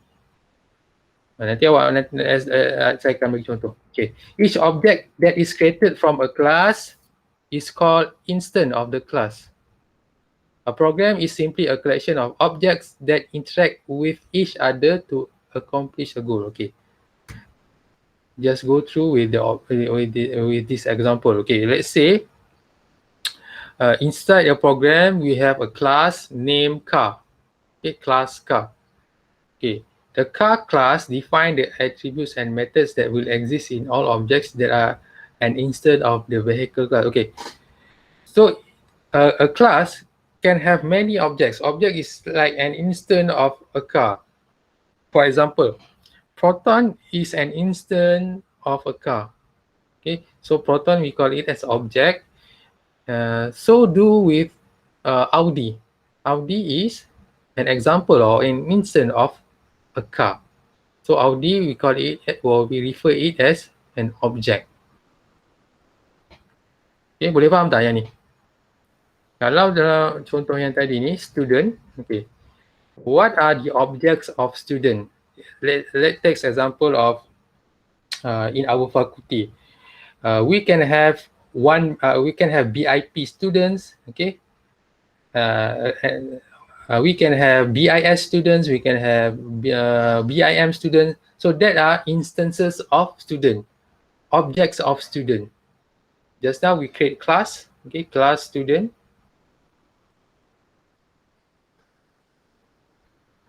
And then for this class student, we can create instances of student. We can create BIP as instance of student. We can create BIM as another instance of student. So these instances are called as objects. Okay. Similar like bicycle, home, faculty, and let's say in UTHM we have FSKTM, we have FCAP, we have FKMP. So that all are instances of faculty or objects of faculty. So in a simple explanation, object is actually examples of or instances of that particular class. Okay, define the objects of banks in Malaysia. Apa instances bank yang kita ada? Maybank, Yes, kita ada Maybank, kita ada CIMB, Bank Islam, Bank Islam, Public Bank dan sebagainya. Okay. Okay, seterusnya attributes and methods. Just now we have learned about class, we have learned about objects. Now we go into attributes and methods. What are attributes and methods? The properties of an object is represented by data fields, or we call it as attributes, with their current values. A circle object, for example, has a data field radius, like the example that I just gave you just now. Okay, a circle, we have a circle, and then we have the attributes, which is radius, which is also the property that characterize a circle. A rectangle object has the data fields width and height, which also the properties that characterize a rectangle. So attribute is actually a properties of an object. Okay, that is the simplest explanation that I can give you. Attributes is the properties, okay, or the what we call as ciri-ciri, characteristic of an object. Okay, and then the second one, methods. The behavior of an object, or also known as function, action or function. Sorry, also known as action, is also defined by methods, or sometimes we call it as function. Methods, functions, procedures are referring to the same meaning. Okay, don't be confused. To invoke a method on an object is to ask the object to perform an action. For example, you may define methods named getArea and getPerimeter for circle objects. A circle object may invoke getArea to return its area or getPerimeter to return its perimeter. You may also define setRadius method to change the value of the radius. Okay, I think we have example here. Okay, let's say we have a class, a car class. Okay, so just now I explained about attributes. So attribute is actually the characteristic of that class. Okay, so for class car, okay, the characteristic of a car, it should have doors, it should have seats, it must have a type, what type of it, and then it must have the model name. So all of this define what attribute is. Okay, so when you translate this into code, okay, all of this should be variables. So attribute is actually similar to variables when you translate this into code. Okay, and then the methods is actually the behavior. As I mentioned just now, the behavior of an object or a class. So what a car can do. Okay, it can drive, it can be driven, okay, it can be driven, can be stopped, it can perform unlock and unlock function of the door, and also it can also do plenty of things. Okay, modern cars now have a lot of things can be done with. Okay, we can play music also inside inside a car, because nowadays modern cars have its own what we call HU unit, the main unit, the multimedia unit. Okay, we can perform plenty of function inside the car. So that one constitute or resembles the behavior of a car. Okay. So when we translate this behavior or methods inside into a Java code, it must be in a form of function. It must be a form of function. So let's say we have a class car over here. Okay, then we create an instance, or we create an object of that class, of class car. Okay, we name it as my car. Car, the object of car is my car. And then we can set all the variables or attributes of a car to this object. For example, my car has 2 doors, my car has 5 seats, my car is auto in terms of the transmission, and then the model of my car is BMW. And then for the method, it is still the same. It is just about whenever we call this function, then it will invoke that function. Let's say when we call the drive function, it will drive the car. If we call the stop function, it will stop the car. Okay, same as with lock and unlock. Okay, kat sini boleh faham tak attributes dengan methods ni? Faham. Faham, Doktor? Okay, good. Okay, exercise 3. Define the attributes and methods of a mobile phone. Okay, apa attributes mobile phone first? Brand. Brand. Okay, good. You can Bagus. call. Apa dia? Eh. Tak dengar tadi. Apa dia? Call. Price. Price. Okay, good. Lagi apa? Battery. RAM, storage. Storage, proses dia punya CPU, processor dia, RAM dia. Okay. Apa lagi dia punya LCD atau OLED. Dia punya display dia. Okay, display, speakers, and the list goes on. Okay, banyak lagi. Method dia apa pula? Dia punya behavior. Apa dia boleh buat? Can call. Yes. So we have call function. Apa lagi selain call? Sekarang dah macam-macam boleh buat. Take photo. Unlock. Lock, unlock. Lagi apa? Message function. Message, tulis message, ambil gambar, kamera, and the list goes on. Banyak lagi. Okay. So kat situ awak dapat idea attributes. What are attributes? Attributes ni dia punya karakteristik. Okay. Punya ciri-ciri dia. Apa ciri-ciri yang dia ada? Macam handphone tadi dia ada dia display, dia ada dia punya speakers, dia ada dia punya battery type dia apa dan sebagainya. And then methods ni ialah behavior dia ataupun apa yang dia boleh buat. Handphone boleh buat apa? Boleh make calls, boleh hantar message, boleh ambil gambar dan sebagainya.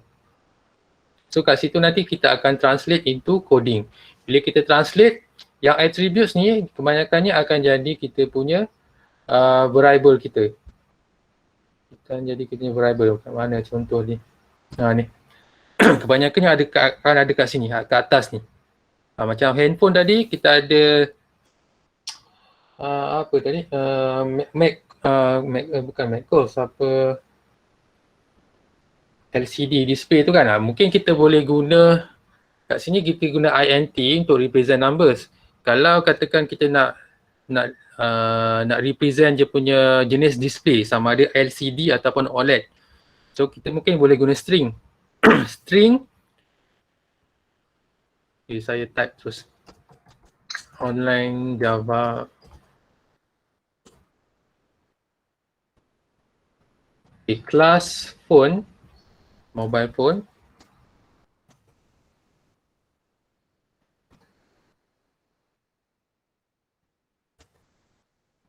Okay, kita boleh declare dia punya attributes as, kalau apa tadi, display, kita boleh letak private string. Display type. Okay. And then battery, katakan dia guna 5000 milliamp. So 5000 milliamp, it should be represented as numbers, right? So number we use double battery capacity. Battery capacity, apa lagi, private. Why I add private key over here, you will learn later on. Okay. Selain daripada apa? Battery lagi apa? Brand. Okay, brand kita nak guna apa? String, double, String. okay, good. String brand name. Okay. So nanti kita akan ada untuk behavior, kita akan translate dia into function. Okay, bila function kita kena mula dengan public. Why nanti kita akan belajar.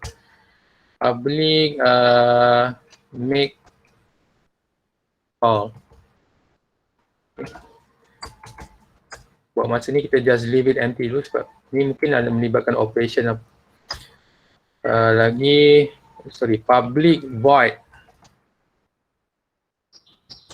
Public void make call. And then public okay, yang ni mungkin saya guna string. Sebab string send message. Sebab apa saya guna string? Sebab biasanya message ni dalam bentuk string. Okay. Okay, ni adalah contoh bila kita translate pergi coding. Okay, untuk case yang tadi tu. Boleh faham eh?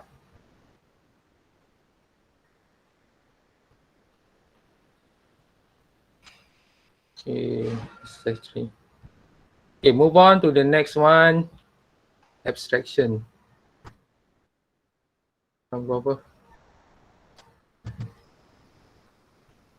Okay. So abstraction aims to hide complexity from the user and show them only the relevant information. For example, if you want to drive a car, you don't need to know about its internal workings. This is same with Java classes.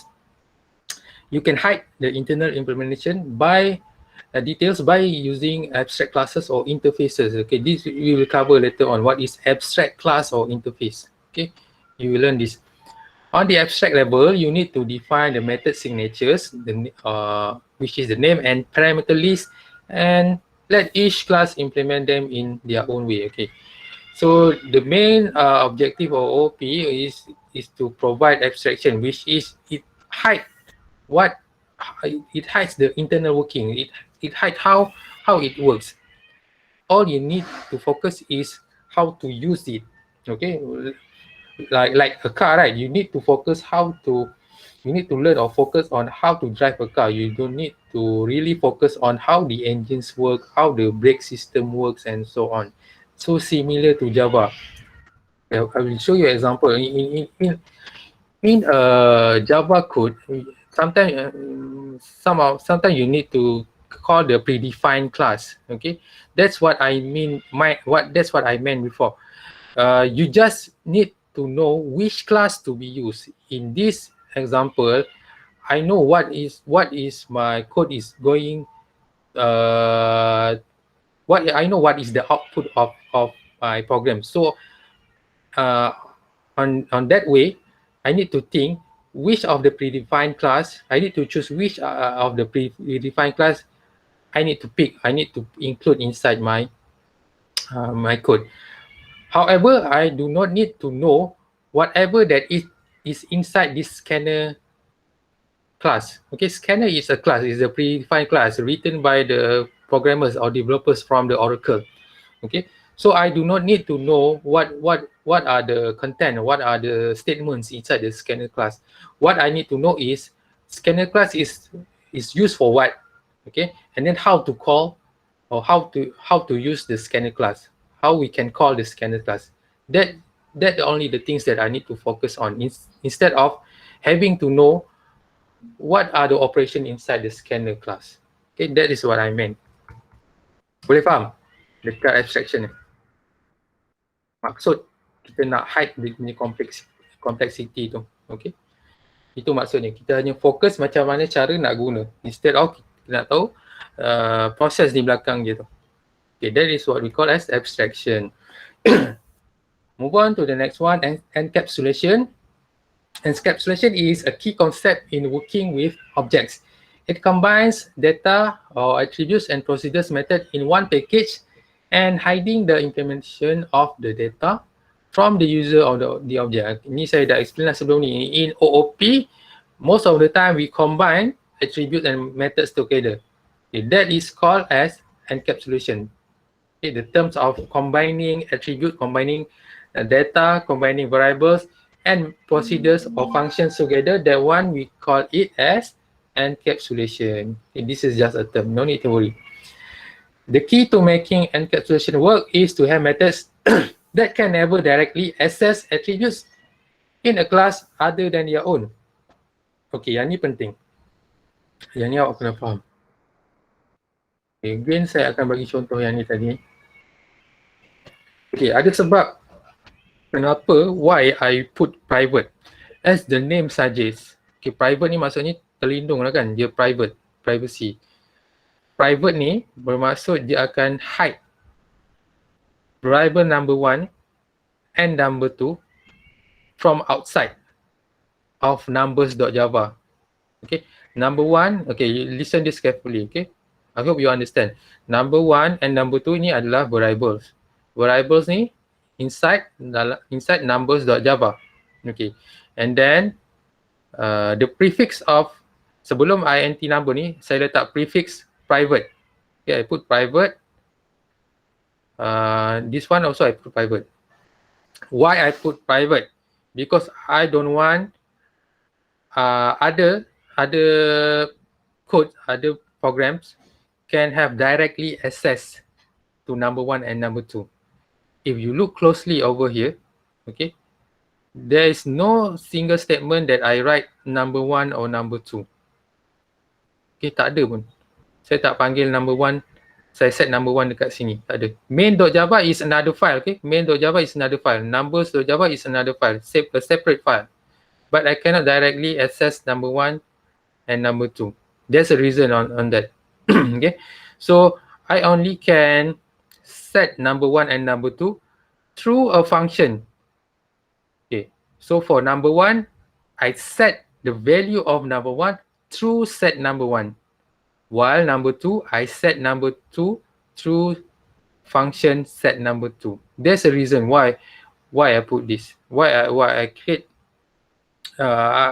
why I perform this kind of methodology, which means hiding these variables from being accessed from outside program.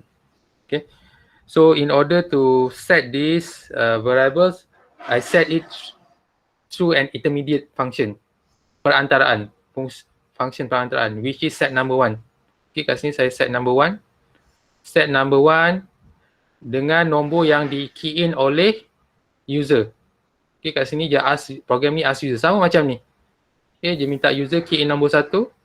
So nombor 1 ni, okay, akan diberikan nilai sama dengan apa yang user key in. Sama juga dengan nombor 2 kat sini. And then I call the get addition. You will learn this further. Okay, no need to worry. You will learn this further. As of now, you just learn the basic concept first. Okay, that is for encapsulation. Program should interact with object attributes only through the objects method. Okay. Apa tadi ni? Attributes tadi tu hanya boleh di access, hanya boleh di manipulate through the objects method. Objects ada S method ni. Maknanya dalam objek tu sendiri. Macam case tadi, hanya method yang berada dalam numbers.java ni sahaja yang boleh access, yang boleh modify number one. Kalau program lain nak guna, main.java ni nak guna number one, dia kena melalui this function. Set number one, set number two, get addition. Dia tak boleh directly. Itu konsep dalam OOP. Okay, salah satu sebab kenapa kita tak bagi je access ni directly. Sebab kita tak nak main.java ni manipulate apa-apa value kat sini. Ataupun kita panggil secara backdoor lah. Okay, dalam IT ni, dalam computer science ni, especially dalam dunia website ataupun hacking, kita ada some way that we call it as a backdoor. Meaning that we are not using the appropriate medium to manipulate data. Sebagai contoh, kalau apa-apa sistem, let's say we have a subject registration system, a SMAP online. Okay, that SMAP online, we have that interface, a front door, which is a front door for you to enter your subjects, for you to enter all the subject details. What are subjects that you want to register for that particular semester? There's another term, if you know more about hacking, you can insert subject, include that subject's backdoor, using backdoor, which means you skip the interface, okay, you skip the front door, you just directly go to the database, okay, and then you change the value. Okay, so the concept is similar to that. Why we put private over here, because we don't want any other of program aside from numbers.java to manipulate these variables easily. Okay, so it need to use what we can say as a front door lah, or interfaces, or intermediary. Okay, perantaraan, which is set number one, set number two, get addition. Okay, this is the main purpose. Boleh faham tak yang tu? Saya cuba terangkan semudah yang boleh untuk awak faham. Boleh? Backdoor, pasal front door dengan backdoor tadi tu. Kenapa saya letak private? Boleh? Kelas? Kena ulang? Faham. Faham? Okay. So, apa-apa manipulation ataupun interaction kepada attributes tu, dia kena melalui methods tu sendiri. Kena melalui jalan depan. Tak boleh melalui jalan belakang. Okay, by encapsulating objects attribute, you maximize reusability, reduce data dependency, and minimize debugging time. Okay, data hiding. Data hiding makes your class attribute inaccessible. Ni saya dah terangkan tadi.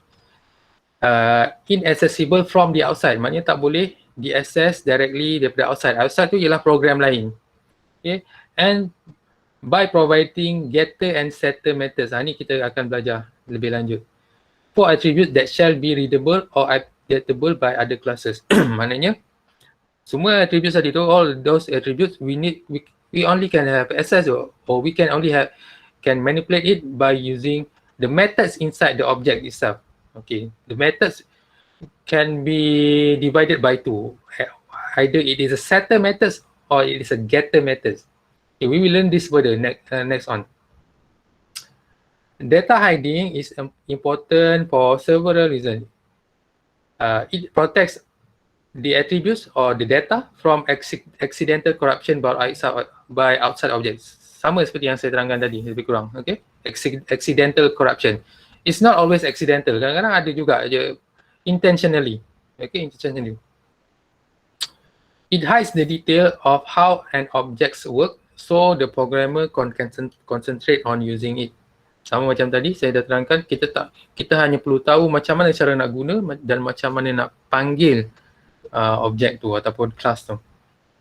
It allows the maintainer of the object to have the ability to modify the internal functioning of the object without breaking someone else's code.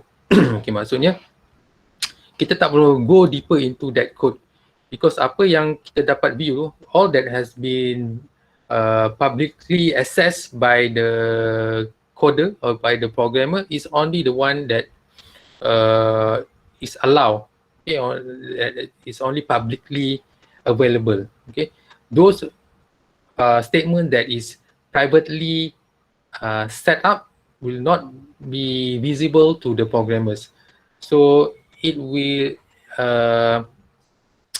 eliminate someone to break the code accidentally. Okay, that is the purpose.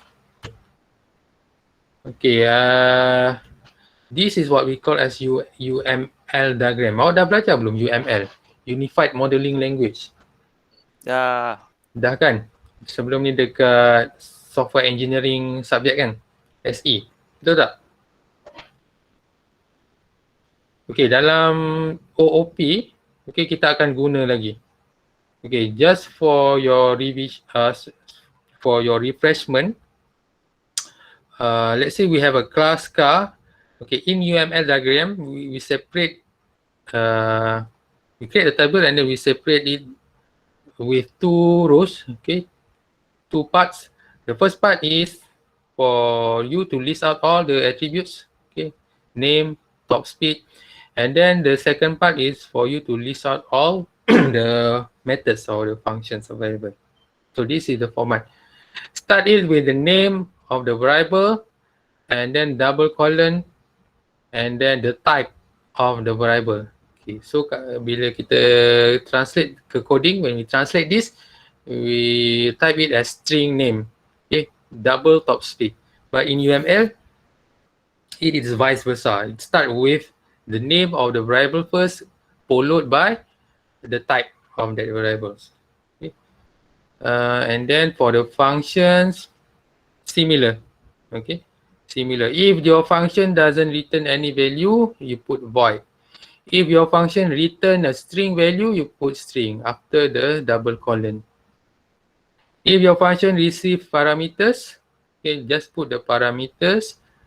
I think without the name of the parameters, just include the type of the parameters. So most of the time, the attributes must be private. Private. You set it as private, meaning that it cannot be accessed directly from classes outside car. The only members that can be accessed or manipulated is on the second part, which is all the methods. Okay, so you need to implement this kind of concept whenever you write a Java program or another OOP languages. Okay, you need to practice this kind of methodology.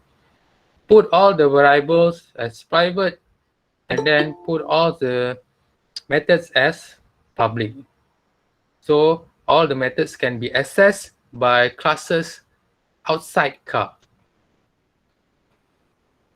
Okay, another terms is inheritance.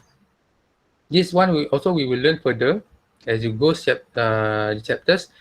Inheritance is the ability of one class to extend the capabilities of another.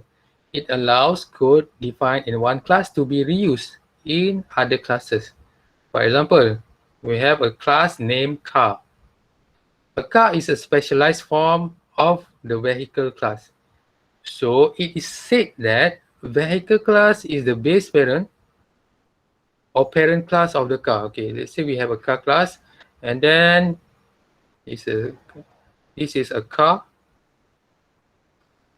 class, and then on top of a car we have the base or parent class, which is vehicle.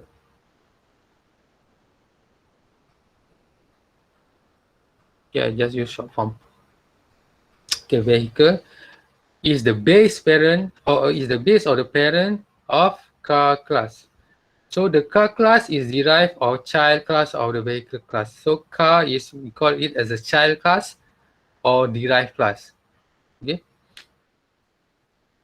So whatever that, whatever attributes or functions inside this vehicle can be inherited, boleh diwarisi. Okay. boleh diwarisi oleh car. Maksudnya kat sini, okay, we have a car class. Car is a child. Vehicle is parent. So car will inherit whatever attributes, whatever function located inside vehicle. Maksudnya kat sini kita ada direct access to variables make here. We also have direct access to model over here. Okay, kita boleh access. Sebab apa? Sebab dia inherit. Kalau dia tak inherit, dia tak boleh.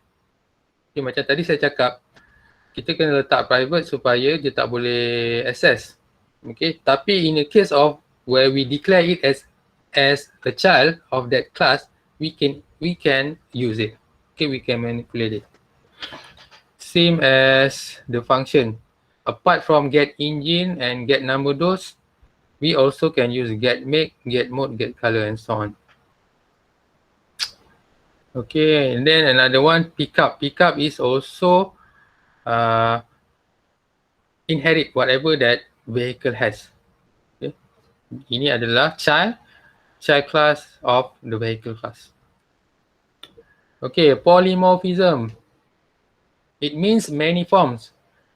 A reference variable is also always a single unchangeable type, but it can refer to a subtype object. A single object can be referred to a reference variable of many different types as long as they are the same type or a subtype of object. Okay, mesti awak tak faham ni. Tak apa, kita bagi contoh. Alright, tadi kita dah belajar inheritance, pewarisan. Okay, dalam bahasa Melayu pewarisan, yang mana kita ada base class, kita ada ataupun parent class, dan kita ada dia punya child class or derived class. Okay, refer to the same meaning. So kita ada parent, kita ada child class. Okay. Dalam okay, tadi inheritance, maknanya apa yang ada dalam base class atau parent class ni kita boleh gunakan, kita boleh warisi.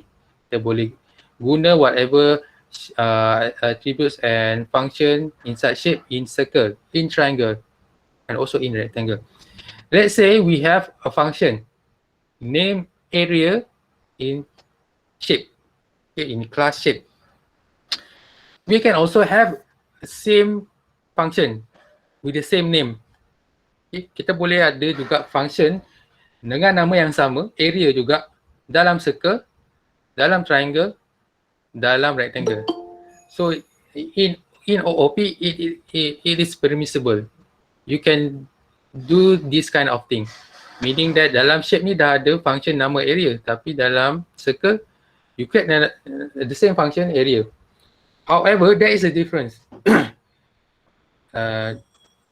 Area for circle should have different equation as compared to triangle, as compared to rectangle. Dia nama sama, it has the same name, but it has this different equation. That is what we call polymorphism. Reflects to its meaning, which is maniform. Dia pelbagai bentuk. Dia nama yang sama, area, semua area, tapi in different form. Form kat sini maksudnya dia punya operation dalam tu. Okay. In this case, it is the equation that matters. The equation between area of circle would be different as compared to area of triangle and area of rectangle. Boleh faham? Doktor, Boleh. Ya, kiranya dia macam override lah macam tu. ya betul, override. Bahasa yang paling mudah untuk faham, override. Dia kira override. Maknanya nama sama, kita guna nama yang sama, function tu guna nama sama, tapi kita override dia punya isi dalamnya tu. Dia punya equation.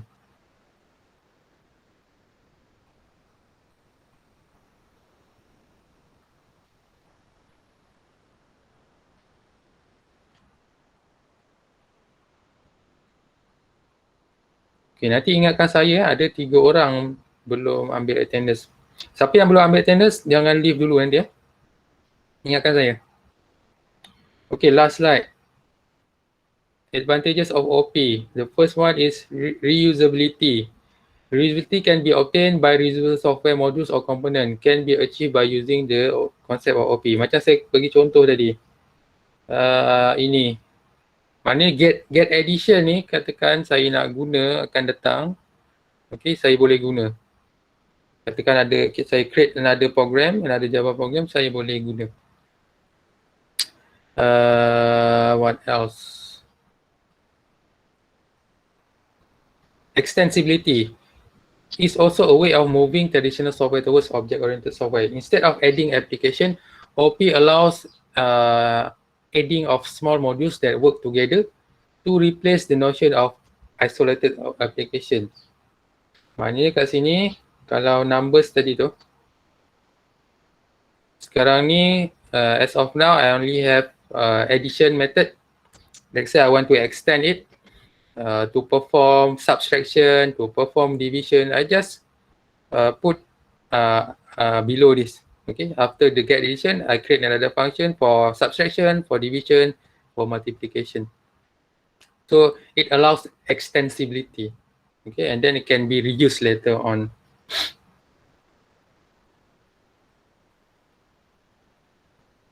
And then maintainability, maintaining the software or a software will become easier and cheaper. Software or system built in with smaller and many applications. Why I said your software will become smaller? Because it supports reusability. Maksudnya kat sini, nanti kalau awak nak coding, awak nak code program yang baru, okay, awak tak perlu nak write the whole code because dah ada orang yang buat coding tu. Macam saya dah buat numbers.java ni, awak boleh guna apa-apa function yang ada dalam ni. Okay, guna dalam coding awak. So, coding awak tu lebih jadi simple, okay, smaller and smaller. Maknanya less of code. Sama juga dalam konsep, saya bagi contoh, apa tadi? Okay, kebanyakan kita semua tahu kan Google Maps. Dalam handphone kita ada Google Maps, kita boleh guna. Tapi perasan tak, kat Google Maps ni, kita boleh embed juga dalam website. Sebagai contoh ni. Kita boleh embed dalam website. Jadi developer website ni, dia tak perlu nak write the maps, write the code for the maps from scratch. Instead, they just use Google Maps. They use Google Maps API, Application Programming Interface. Meaning that Google has provided all the predefined classes or predefined libraries for the web developers in order for them to embed or use all the files or the libraries or the classes. Just embed it into their website. So their code will be less line and will be smaller in terms of size, and then the complexity can be reduced. Why? Because they just use others function, available function from the Google. Okay, that is the concept. Boleh faham kan? Okay, dah habis dah. Ada apa soalan? Doctor, Yes. what's the difference between the inheritance and the polymorphism? Okay, inheritance is, okay, take example of this one. Okay, I repeat, okay. I repeat. So in inheritance, we have parent class, okay, the upper class, okay, the class on the top, and then we have the child class, okay, or we can call it as derived class. Derived class, child class, that one refer to the same meaning. This one base class or parent class. So in inheritance, okay, whatever that inherit, okay, this car inherit vehicle. Car ni mewarisi, dia mewarisi apa yang ada dalam vehicle. Sama seperti seorang anak mewarisi apa juga attributes yang ada pada parents dia. Okay, so in this example, car inherits this function. Car also inherits make. Car also inherits model. Car also inherits color. Meaning that, okay, whenever you write this class, you write the code, right? You don't need to write all of these attributes, all of these functions. You just use just one syntax, which is inherits. The keyword is inherits. In Java, okay, whenever you want to perform inheritance, you need to use this syntax. Java inheritance. Oh, sorry, it's not inherit. Sorry, extends. Car, extend vehicle. So whatever attributes or methods that is located inside vehicle will be inherited, akan diwarisi, or can be used, or can be manipulated, can be accessed by car, provided with this syntax, extends. Okay, in a graphical graphical form, this is the apa gambarannya, okay. But inside the code, this is how we implement inheritance. We extend vehicle, car extend vehicle, meaning that whatever inside vehicle, take it, okay, put it inside car, without having to write it down all the attributes on and all the functions. Is it clear for inheritance? Clear. Okay, good. Okay, so for polymorphism, normally when we want to apply or adapt polymorphism inside our code, we must inherit first. We must use the extend keyword first. Meaning that whenever we want to have polymorphism inside our code, we need to apply inheritance, okay, on the first hand, okay. So polymorphism won't work, okay, it will not work if we do not apply inheritance. So make sure inside your code you have the extend syntax over there, okay, to apply the inheritance. So whenever you have the inheritance, then you can apply polymorphism. Okay, what is polymorphism? Polymorphism means maniform. Okay, again, I will explain. Let's say this is the base class, the parent class, and then we have three classes, okay, three classes that inherit shape. Tiga kelas ni dia mewarisi shape. Okay, so apa saja yang ada dalam shape ni, whatever that is contained inside shape, whether it is attribute, whether it is function, can be accessed, can be used, can be manipulated by these child classes, which is circle, triangle, and rectangle. Okay, polymorphism is, it is a way that, let's say we have a function named area inside the shape. We can also declare the same function, okay, the same name, area, however, with different behavior or with different equation in this case. Because we want to calculate the area of circle, right? Area of circle, the calculation of area of a circle is different from triangle, is different from rectangle also. So we can have the same name, as its base parent, its base class, but with different procedures or different calculation or different equation. That is polymorphism, which means it is same function, but it is made in many forms.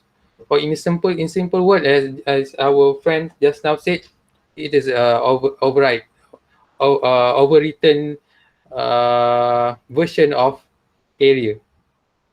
Okay, area tapi yang dah di override. Boleh faham? Can you understand? Is it clear? Clear. Okay, good. Okay, ada lagi soalan? Sebelum saya habiskan. Okay, saya nak tanya, ada seorang pelajar master, awak datang tak? Siapa nama? Saya lupa. Saya doktor datang. Ada, awak dah ambil attendance tadi? Ada. Saya Awak dah ambil kan attendance? belum. Okay. Belum. Siapa tadi? Ada 3 orang. Termasuk foreigner. Siapa yang belum ambil attendance? Tulis saya nama doktor. dekat chat. Tulis nama dekat chat. Nanti saya nak refer balik. Okay, ada apa-apa soalan lagi tak? Kalau tak ada, kita habis setakat ni dulu. Okay. So, untuk esok saya akan upload lab sheet dekat Otter. Saya akan upload under individual activities. Okay. So, awak just refer the guideline to install the IDE or the software for you to write the Java program. Kalau ada masalah, awak boleh WhatsApp saya. Okay. Provide me with the screenshot. Okay, kalau saya rasa susah untuk saya nak rectify dekat WhatsApp, we can have a Google Meet. Okay, sebenarnya besok saya ada meeting, jadi saya memang tak sempat untuk nak buat secara online ni. Jadi sebab itu saya just bagi lab sheet dan awak buat sendiri. Kalau ada masalah baru inform saya, baru contact saya. Okay. Boleh untuk esok.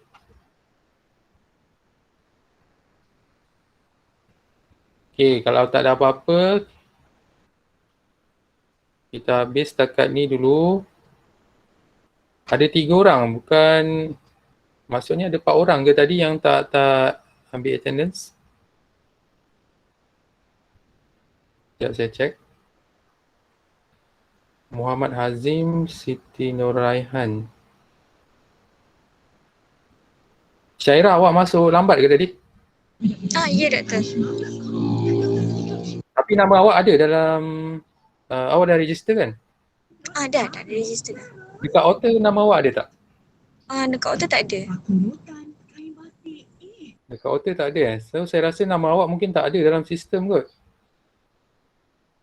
Awak dah jumpa Encik Norwan? Sudah. Dia dah register kan lah? Dia dah registerkan dah.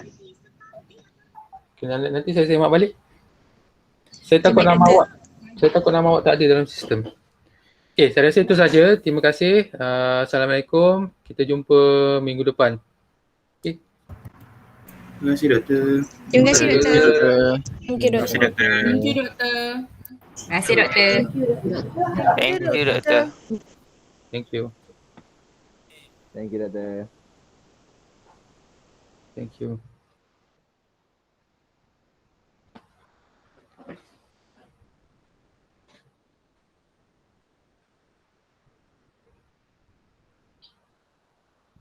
Doktor. Ya, saya. Saya tanya nanti pakai